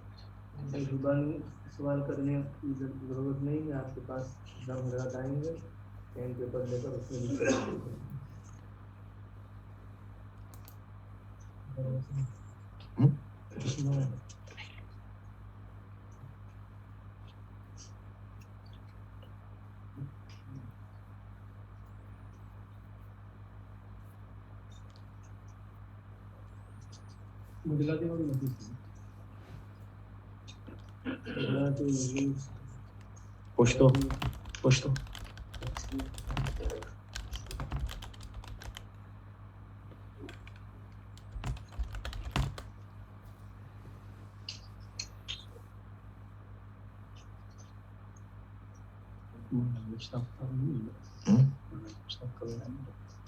And if we do our going short, how long we got for killing? Well, we kind of got to try back. Sorry? Okay. I'm laying it again. I like Urdu में भी करना है, अंग्रेजी में भी करना है. Okay. Okay. Yeah.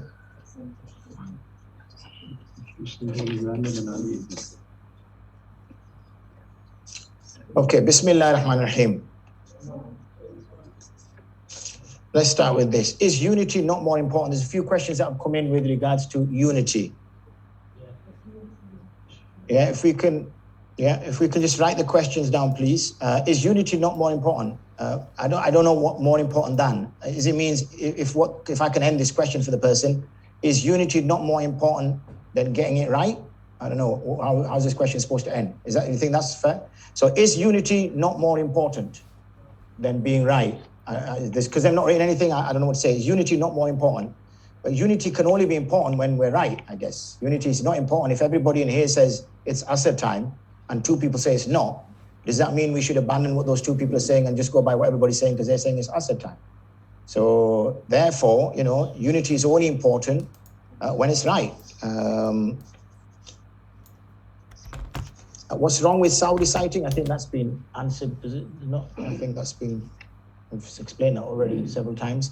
There is a paper on www.irtis.org.uk. It's a 60-70 page paper. For me to be able to summarize that in the next few minutes is near impossible. So it'll be easy if you go onto that, have a good read of it, and it explains it in great detail. In Rifaq, are there any astronomical expertise? Yes, there is astronomical expertise both within and have access to. So it doesn't necessarily mean that you have to possess every single aspect of astronomy. As long as you understand astronomy, I myself, my first degree is in applied chemistry. I'm a scientist by profession. I continue to be a scientist, so you know I understand how science works. And also, obviously, whenever you're doing science, you don't become an expert of everything. As long as you understand the subject and can engage with experts and understand what they are saying, and you understand the scientific way, and that's what's essential. Do you have a large gathering sighting in UK? A sighting? Yeah. At the moment, it's growing. It takes events like this. It takes the courageous steps that this masjid is taking, the ulama here are taking, the masjid committee here is taking, the people here are taking, because this is how now you're becoming aware of it. I guess before this morning, you probably weren't aware of it, or some of you weren't aware of it. By now, some of you are more aware of it. You now have conversations with other people. That's how things spread. So there's obviously clearly hesitation for the very fact that, you know, it's a change, and humans naturally don't like change. We just like to do the way things used to be. Why can't we just do the way things we were? I do a lot of consultancy for organizations' cultures, company cultures. Changing a company's culture is near impossible because it's the way we always did things. So similarly here, we've got to try to change, and that will grow. So there is, and it's growing.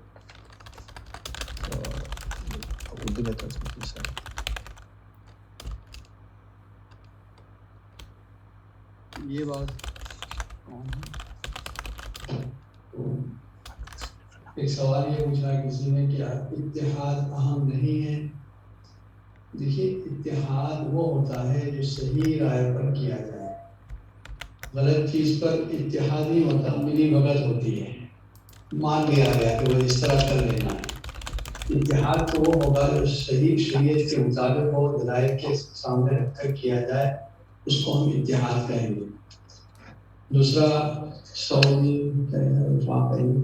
نہیں, وہ astronomical کے بارے میں جس میں جی وفاق کے اندر astronomical ماہرین ہیں اور چاند دیکھنے کا اہتمام کیا جاتا ہے ہر مہینے میں, ہر علاقے میں, ساؤتھ نارتھ سب علاقوں میں چاند دیکھنے کا اہتمام کیا جاتا ہے. دوسرا ایک صاحب نے لکھا ہے, مولانا فقیر عثمانی صاحب وہ بڑے عالم ہیں اور وہ اس کو اجتہادی مسئلہ مانتے ہیں, آپ کے بھی نہیں مانتے. دیکھیے اجتہادی مسئلہ نہیں رہا ہے. احناف کے یہاں پر یہ مسئلہ صاف ہے کہ اگر مسئلہ صاف ہے, آسمان کلیئر ہے, تو ایک آدمی کی گواہی چاہے وہ کتنا ہی گناہ ہو اس کو مانا نہیں جائے گا. اور امام احمد بن حنبل کے یہاں یہ مسئلہ ہے کہ اگر ایک آدمی بھی گواہی دے اور اسی پہ ایمان کا دعویٰ کر رہا ہے, اس کی گواہی قابل قبول ہے. ہمارے لیے حنفی مسلک کو فالو کرنے والوں کے لیے اس حنبلی مسلک کی طرف جانے کی اجازت نہیں ہے, اس لیے ہم اسی کو فالو کریں گے. جہاں تک کچھ لوگوں کی رائے ہے کہ جب سعودی نے فیصلہ کر لیا, وہاں کے قاضی نے فیصلہ کر لیا, تو یاد رکھیں وہاں کے قاضی کا فیصلہ اس ملک تک چلے گا جہاں تک ان کی دائرۂ حکومت ہے, اس کے بعد قاضی کا فیصلہ نافذ نہیں ہوتا. دوسرا سوال جو عام طور پر کیا جاتا ہے, جو حج کے لیے جاتے ہیں ان کے حج کا کیا ہوگا, تو اس دائرۂ حکومت کے اندر ہیں آپ. سعودی میں جب تک ہیں آپ دائرۂ حکومت کے اندر ہیں, آپ قاضی کے مطابق جو بھی عمل کر رہے ہیں وہ صحیح ہوگا. جیسے آپ وہاں کے قانون وقت کے مطابق نماز پڑھ رہے ہیں وہ صحیح ہے, اس لیے وہاں کے قاعدے کے مطابق اگر آپ رمضان شروع کر رہے ہیں یا عید کر رہے ہیں یا حج کر رہے ہیں وہ صحیح ہے. لیکن یہاں رہتے ہوئے ہمیں اپنے یہاں کے مسئلے کو, یہاں کے مسائل کو, یہاں کے اوقات کو فالو کرنا ہے. We want if we can just send agar sawal jawab ko likhkar de de. Just on that point, obviously the ulama of Pakistan, like Mufti Taqi Sahab, and the ulama of India, they don't go by the sighting in Saudi. They go by their own sighting in their own countries. So that's something for us to reflect over. That those countries, Pakistan and India, are closer to Saudi Arabia than England is. Okay, so therefore, there's no adoption there. So, I just want to understand that. Why do people follow Saudi when the moon in the UK has not been decided? I can't answer that question because that's for the people to answer who follow Saudi, I guess. What's the organization set up for Wifaqul Ulama? Wifaqul Ulama's Amir Sahib is sat in front of you. Hazrat there. He's our Amir Sahib. And then we have various ulama who work under him, dealing with public affairs, dealing with fatwa, dealing with the issues that Muslims face. So moon sighting is a small area of what Wifaqul Ulama do. If you go to Wifaqul Ulama's website, which is surprisingly wifaqululama.co.uk, and you will see the various types of work they do. They also do charity work. So they have an area in which they collect zakat and also they distribute zakat. So last year, alhamdulillah, they distributed zakat to a number of our sister organizations that were dealing with women who had been in difficult circumstances and had to leave home and they were staying in hostels. So they were provided support there. Also refugee, particularly women who had come across obviously and had nothing again. So zakat is also collected by Wifaqul Ulama and distributed. So it's not just because what Wifaqul Ulama is trying to do, because there's a huge vacuum in this country for Muslim representation. From a scholarly basis. We're getting lots of organizations coming up that supposedly stand for Muslims but are coming in as non-scholars. Wifaqul Ulama is also coming in from a scholarly basis. So it's not just this moon sighting issue.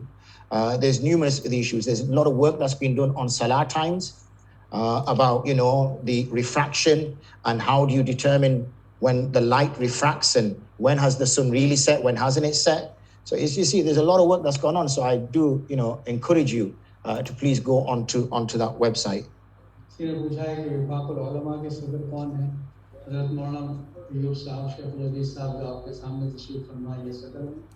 और विफाक के बहुत से काम हैं और विफाक ऐसी तंजीम है जो सिर्फ उलमा के शमूलियत के साथ चल रही है। विफाकुल उलमा कहा जाता है और सिर्फ ये चांद का मसला नहीं और बहुत से मसाइल को हल करने में लगी है। विफाक नमाज का टाइम, इसी तरह ज़कात इस मुल्क में, इस मुल्क वालों की ज़कात इस मुल्क के मुस्तहिक़ीन को तक़सीम की जाती है। जो ज़रूरतमंद ऐसे ख़ानदान हैं या ऐसी औरतें हैं जो बहुत मुस्तहिक़ हैं, उनको यहाँ की ज़कात यहीं के लोगों पर खर्च की जाती है। और बहुत से मसाइल अगर आप देखना चाहें तो wifaqululama.co.uk.org ये वेबसाइट है, वहाँ पर जाकर आप देख सकते हैं। So if we go purely on the basis of actual sighting, we may well not start a new month until the moon is a few days since conjunction due to cumulative errors over the course of several months. But every so often it will be corrected. We could end up like this, 30, 30, 30, 30, 27. This sounds crazy, but does it go against the Sharia? Yes, it does go against Sharia. That's why anytime we borrow citing information from another country, we have to carry out our due diligence. So when we speak about Morocco, for example, they have decades worth, error-free. And it's all available. In fact, Wifaqul Ulama have got 15 years worth, or is it 16 years worth? So Abdulaziz Sahib is still counting. 16 years worth of data available for any member of the public to go and check. And you'll find that it'll be 29, 30, 30, 29, whatever, all the way through for those 16 years. That's what should give confidence, because any moon sighting committee should be transparent. It should be clear that you can see what's available. So, and that's why whenever any new ideas come through, any new suggestions that we should adopt this particular procedure or this particular criteria or this particular criteria, then we entertain it and it stays within the research development phase. And we carry out our due diligence for a long period of time until we are content that this is error-free and a sound system before we bring it in. And that's the key point that the ulama have been trying to make. एक बात और पूछी जाती है जो सुबह की मजलिस में भी आई थी कि आप लोग उन लोगों के साथ, उन उलमा के साथ क्यों नहीं बैठते जो सऊदी को फॉलो करने का ऐलान करते हैं। तो एक बात वाज़ेह कर दूं कि इसके सिलसिले में विभाग ने 5 मरतबा कोशिश की, मीटिंगें मुनक़िद की, अरेंज किया, टाइम दिया, लेकिन वो लोग कभी तैयार नहीं होते। इस वजह से फिर हम वो सिलसिला छोड़ दिया। कई मरतबा ट्राई के बावजूद जब वो नहीं आए टेबल पर, सिलसिला छोड़ दिया। आप इंग्लिश में भी कह दें। Sorry, yes. So Mufsab just mentioned, I missed the question, that why aren't Wifaqul Ulama engaging with other moon sighting committees? Far from it. There are people here who are representatives of other walks of life or other features of moon sighting in the UK, and we have sat and discussed and had several meetings with them. And we will more than happily engage with anybody to find a unified response. We've also looked at an alternative method, which is in the research phase at the moment, where hopefully everybody will unify. And we think a UK only is a unifying factor. That will hopefully bring everybody, because at the moment it's become an issue of egos, it's become an issue of stubbornness, and it's an emotional issue now, not a fiqh issue. So maybe that's the way around. So we've not closed doors on any discussions on, and we are more than happy if there can be a meeting convened. If anybody here is so influential that can convene that meeting, then alhamdulillah, I'm sure I'm not speaking out of terms, and I speak on behalf of WIFAQ, and hopefully I get some nods, that we're more than happy to entertain that meeting and attend that in full force, inshallah.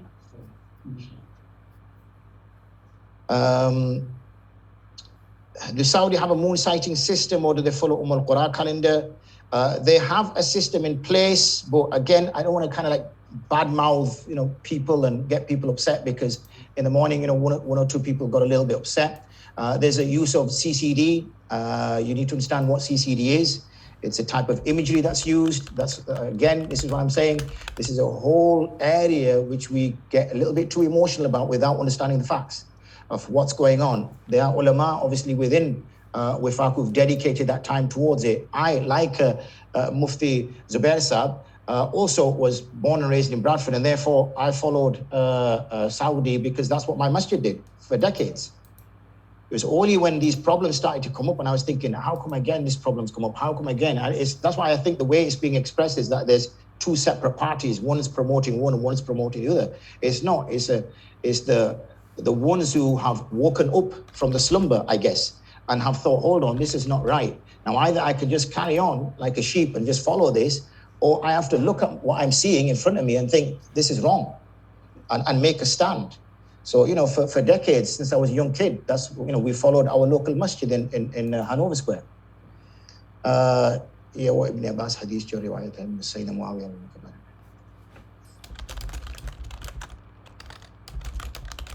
Hazrat Abu Hurairah, Hazrat Ibn Abbas radiyallahu ta'ala anhu के आज़ाद करदा गुलाम थे. उनको किसी काम से मुल्क शाम भेजा गया. जब वो वापस आए हैं, रमज़ान उन्होंने मुल्क शाम में शुरू किया. हज़रत मुआविया रज़ियल्लाहु ताला अन्हु वहाँ के अमीर थे. जब ये वापस आए हैं तो उनसे पूछा गया कि आपने कब रमज़ान शुरू किया? तो कहा कि लैलत सब्त, हमने तो सैटरडे की नाइट चांद देखा, इसलिए संडे को पैदा होगा. तो मदीना में कहा गया इब्न अब्बास रज़ियल्लाहु अन्हु, हमने तो चांद नहीं देखा था उस दिन. तो एक रोज़ा मुल्क शाम वालों का आगे था, मदीना वालों का एक रोज़ा कम था. जिस वक्त ख़त्म होने की बात आई तो अबू हुरैरा ने कहा कि मेरे तो 30 रोज़े हो जाएंगे, आप हज़रत मुआविया की जो साइटिंग है उसका एतबार नहीं करते? हाँ, नहीं, हम तो यहाँ की साइटिंग का एतबार करेंगे, हज़रत मदीना की साइटिंग का. और अगर तुम्हारे 30 पूरे हो जाते हैं तब भी अगर उस दिन चाँद नज़र नहीं आया, हम तो रोज़ा रखेंगे. इसका मतलब उन्होंने हज़रत मुआविया रज़ियल्लाहु ताला बावजूद ये कि साहिब फ़ज़ल हैं, सहाबी हैं, बड़े सहाबी हैं, लेकिन कुरैब की बात पर हज़रत मौला हज़रत इब्न अब्बास रज़ियल्लाहु ताला ने उनकी बात नहीं मानी.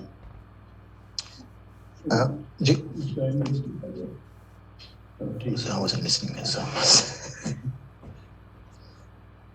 My local masjid follows Saudi. If I want to follow Morocco, is it okay to go against your local masjid?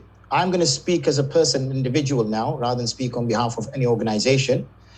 And if you are a musalli, you're not a scholar, you're not an imam, you're just a musalli, then my personal opinion is that you follow your masjid. Don't cause, mess in the masjid. I myself, obviously, as a scholar, I follow Morocco.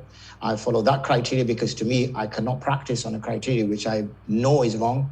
But I wouldn't put that same level of difficulty on people who may find it difficult if their parents are celebrating on a separate day or their children are celebrating on a separate day. I put that burden on myself. That's my choice.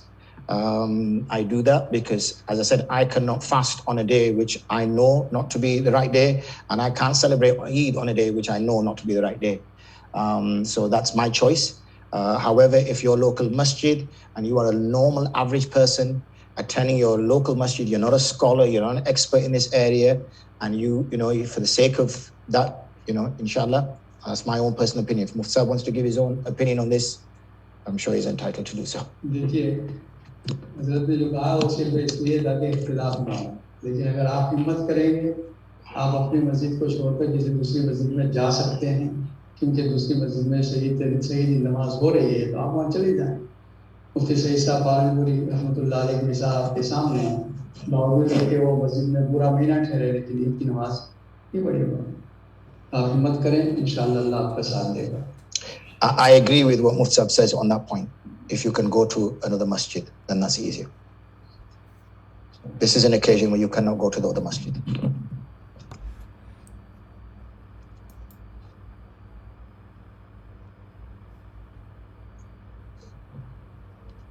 صاحب دامت برکات ان سے درخواست کروں گا وہاں پر مشاورت.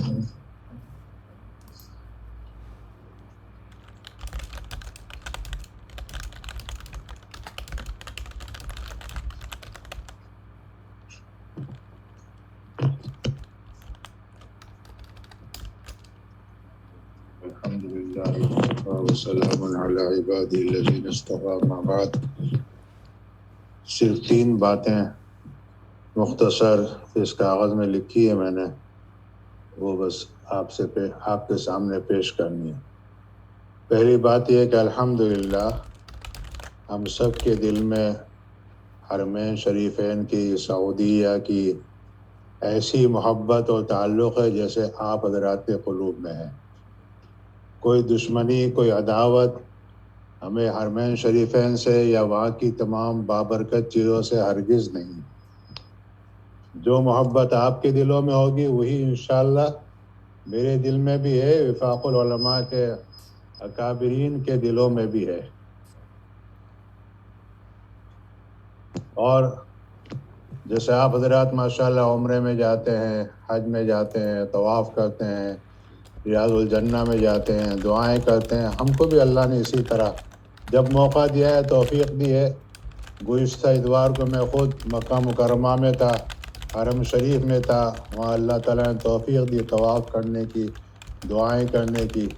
تو یہ تو ہم سب کا مشترک سرمایہ ہے، ہم اس کی کوئی برائی نہیں کر رہے، اس کی کوئی مخالفت نہیں کر رہے. ہاں، ایک بات ایسی ہے جس کا یہاں اثر پڑ رہا ہے ہماری عبادت پر، تو اس کو ہم ذکر کر رہے ہیں.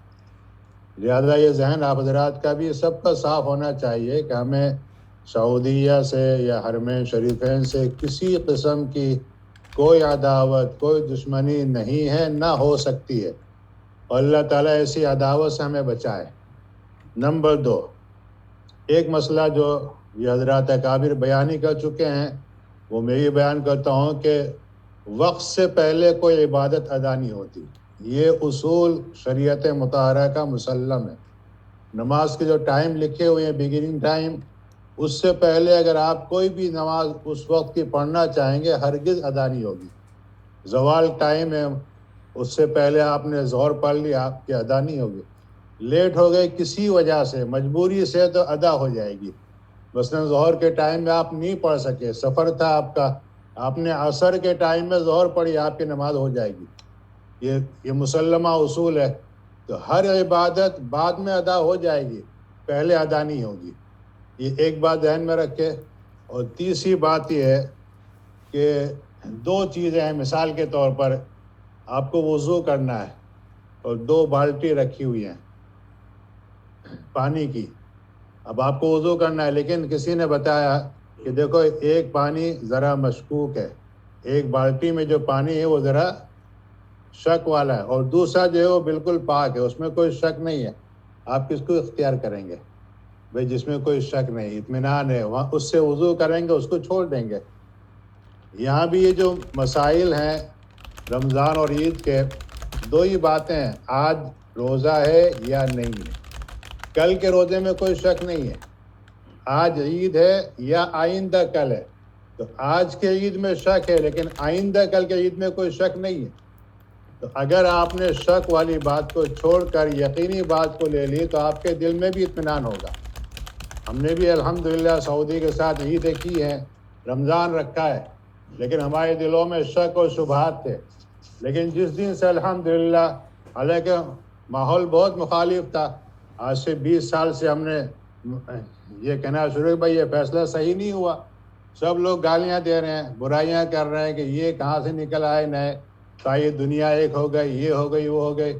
ہم نے کہا بھائی ہمیں اطمینان نہیں ہے، ہم کیوں جس چیز کا دل میں شک ہے اور ہمیں یقین نہیں کہ آج رمضان ہے تو ہم کیوں روزہ رکھیں گے، اور جب عید نہیں ہے تو ہم عید کیوں کریں گے. لہذا اگر آپ اطمینان والی عید چاہتے ہو، رمضان چاہتے ہو، تحقیق کرو. فاسألوا اہل الذکر ان کنتم لا تعلمون. اسی طریقے فتبینوا فتثبتوا، جب تحقیق ہو جائے، اطمینان ہو جائے، آپ رکھیں. اور وہی بات حضور اکرم صلی اللہ علیہ وسلم کے ارشاد ہے کہ چاند دیکھ کر روزہ رکھو، چاند دیکھ کر عید کرو. اگر بادل کی وجہ سے تمہیں چاند نظر نہ آئے، 30 دن پورے کر لو، معاملہ ختم ہو گیا. اتنا آسان شریعت مطہرہ نے مسئلہ بیان کیا ہے. اللہ تعالی ہمیں آپ کو عمل کی توفیق عطا فرمائے. صرف سہولت پسندی میں آدمی کو نہیں جانا چاہیے. ہاں اتنا ضرور ہوتا ہے کہ اگر آپ وفاق کے ساتھ چل رہے ہیں تو آپ یہ امید نہ رکھیں کہ عصر کے بعد آپ کو خبر دے کل عید ہے کہ نہیں ہے. یہ آپ اطمینان رکھیں. مغرب کے بعد، یہاں کے غروب کے بعد آدھا گھنٹہ پون گھنٹے کے بعد تحقیق کی جائے گی. یہاں الحمدللہ پورے ملک میں چاند دیکھنے کا انتظام کیا جا رہا ہے اور کافی ہو چکا ہے.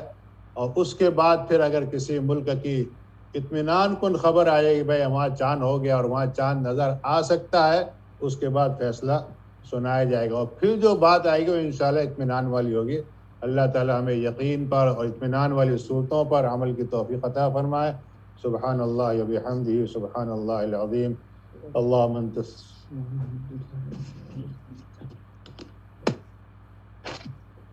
مولانا جیوانا سے درخواست کروں گا اس سے.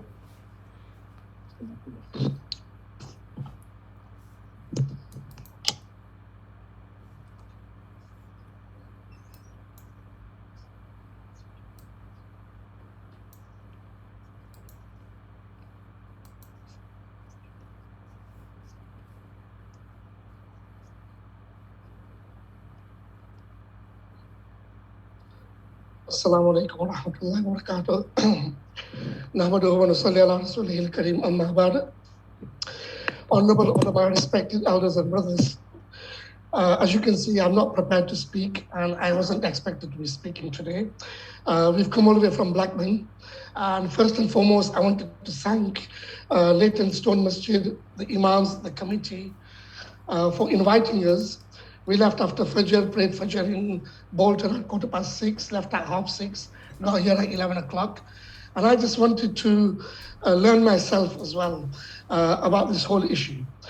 Why did I stand up? Because a number of questions have come here about unity, about uniting, about why don't ulama sit down together? Many people in Blackburn say to me, that is an issue for the ulama to sort out. Why can't you ulama sit down? You are the ones who stand up every Friday and talk about unity. Before the 15th of Shaban, you'll be talking about agar kisi Musliman se dushmani ho to mulaqat kar lo, musafa kar lo. Then you are the ones who are splitting the whole UK.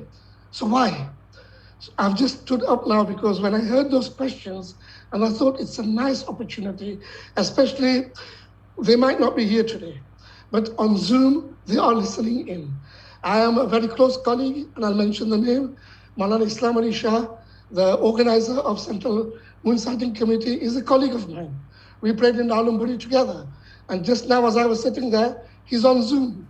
He's listening to Hazrat, and he's listening to the Tabirin as well. So this is nothing to fight about, nothing to argue about.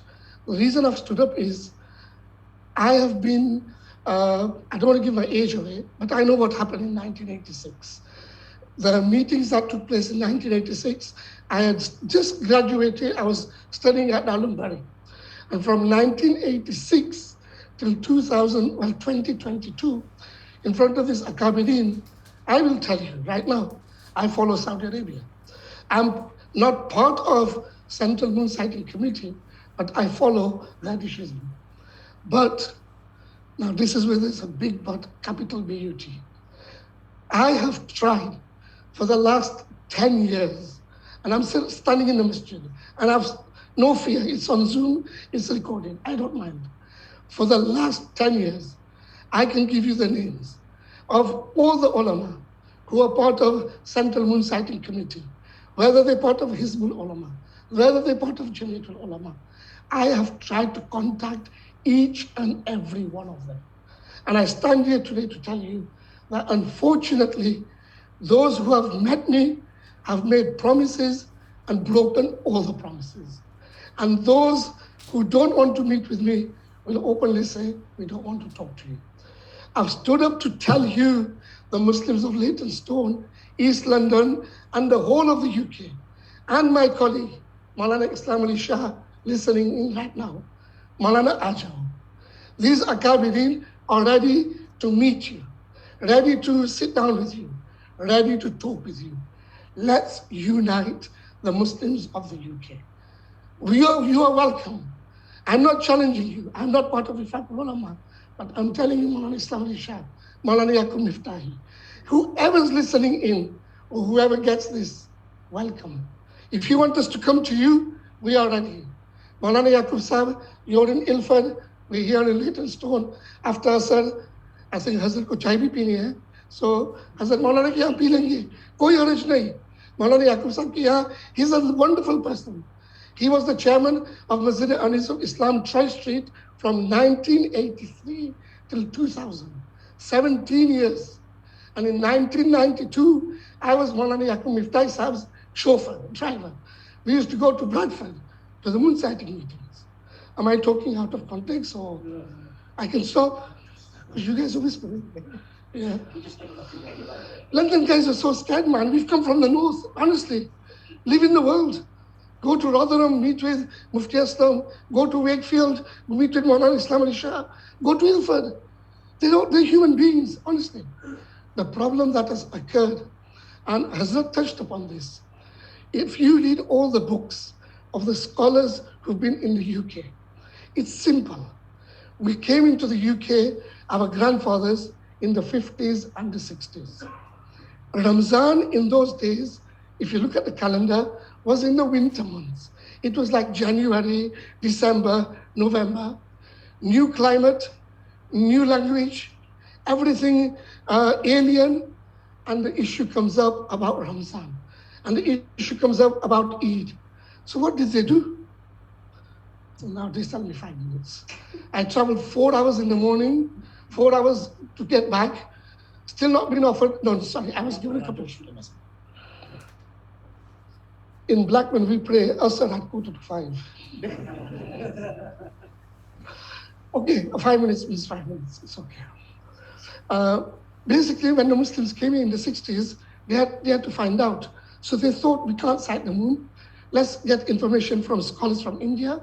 They got the news. Even today, it's in black and white. The first Sadr of Jamiatul Ulama, it was known as Majlisul Ulama. And Allama Khalid Mahmood Marhum, he was the chairman of Majlisul Ulama. The name changed to Jamiatul Ulama in 71. From 1960s till 1982. You can check it out, and it's an open challenge. Everyone in the UK followed Morocco. And I'm speaking about the Deobandi school of thought. And the Barelvi school of thought were following India. And we used to get the difference. Why 2 Eids? Allama Khalid Sahib wrote a book back in the 70s. Why 2 Eids? Morocco and India. Okay, so we move on. In the 80s, early 80s, this is where Ramzan starts coming in July and June, and Maghrib's at 9 o'clock. And the information from Morocco comes, and it's a bit late. So everybody wants to know, is it Ramzan tomorrow? Is it Eid tomorrow? What's going on? So at that time, Jamiatul Ulama, all the ulama were together. Jamiatul Ulama decided to move from Morocco to Saudi Arabia. This is the key point.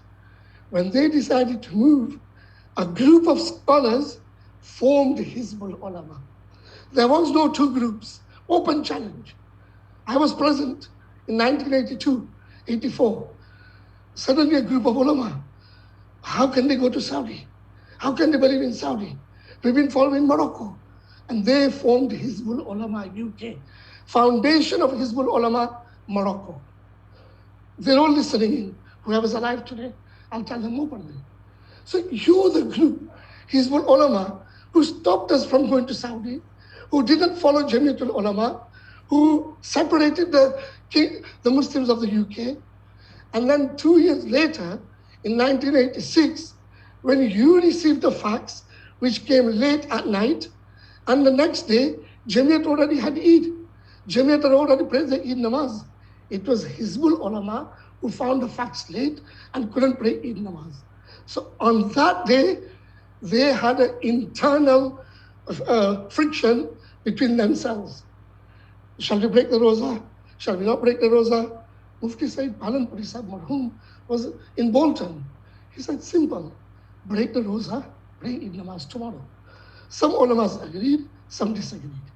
From that point, the ones who disagreed and said we should break the roza went and joined with Jamiatul Ulama. And the Hizbul Ulama group who didn't join, who didn't break the roza, remained on Morocco. Fast track, 1 minute to go, from 1986 till 2022. I will tell you today as well, if any one of you can organize a meeting, I'm ready to come. I'll bring the scholars as well. We want to sit down. In 2018, I went to Mufti Aslam's house in Rotherham. He promised me, he said, come back after Ramzan. I went back after Ramzan, and Mufti Sahib spent most of the year in Pakistan. I went back in 2019. I said, Mufti Sahib. He said, definitely this year, after Ramzan. And after Ramzan, yes, valid reason. Mufti Sahib's mother passed away in Pakistan, and he spent the whole year in Pakistan. 2020, COVID came along. 2021, COVID came along. In the last 2 months, I've asked Maulana Islam Ali Shah, Maulana, let's sit down. I've sent a message to Maulana Muftahi, let's sit down. We can agree to disagree, but why can't we sit down? So the answer to that question is, we are ready. Anytime, anywhere, any place. Anyone here can organize it and offer you to do that. Jazakumullah khair. Assalamu alaikum wa rahmatullah. Hazrat Farman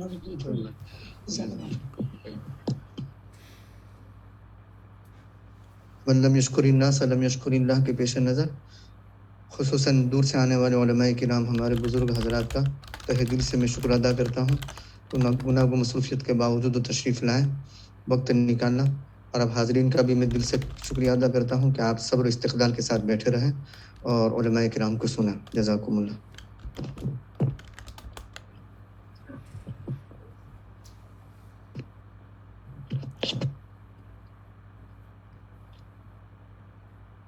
اللهم أنت السلام ومنك السلام تبارك ربنا وتعاليت يا ذا الجلال والإكرام. اللهم صل وسلم وبارك على سيدنا ونبينا ومولانا محمد وآله وصحبه أجمعين. ربنا آتنا في الدنيا حسنة وفي الآخرة حسنة وقنا عذاب النار. اللهم أرنا الحق حقا وارزقنا اتباعه وأرنا الباطل باطلا وارزقنا اجتنابه. اللهم وفقنا لما تحب وترضى من القول والفعل والنية والهدي إنك على كل شيء قدير. ربنا تقبل منا إنك أنت السميع العليم وتب علينا إنك أنت التواب الرحيم.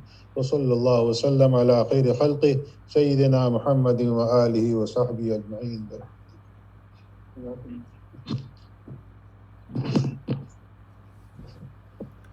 Assalamualaikum.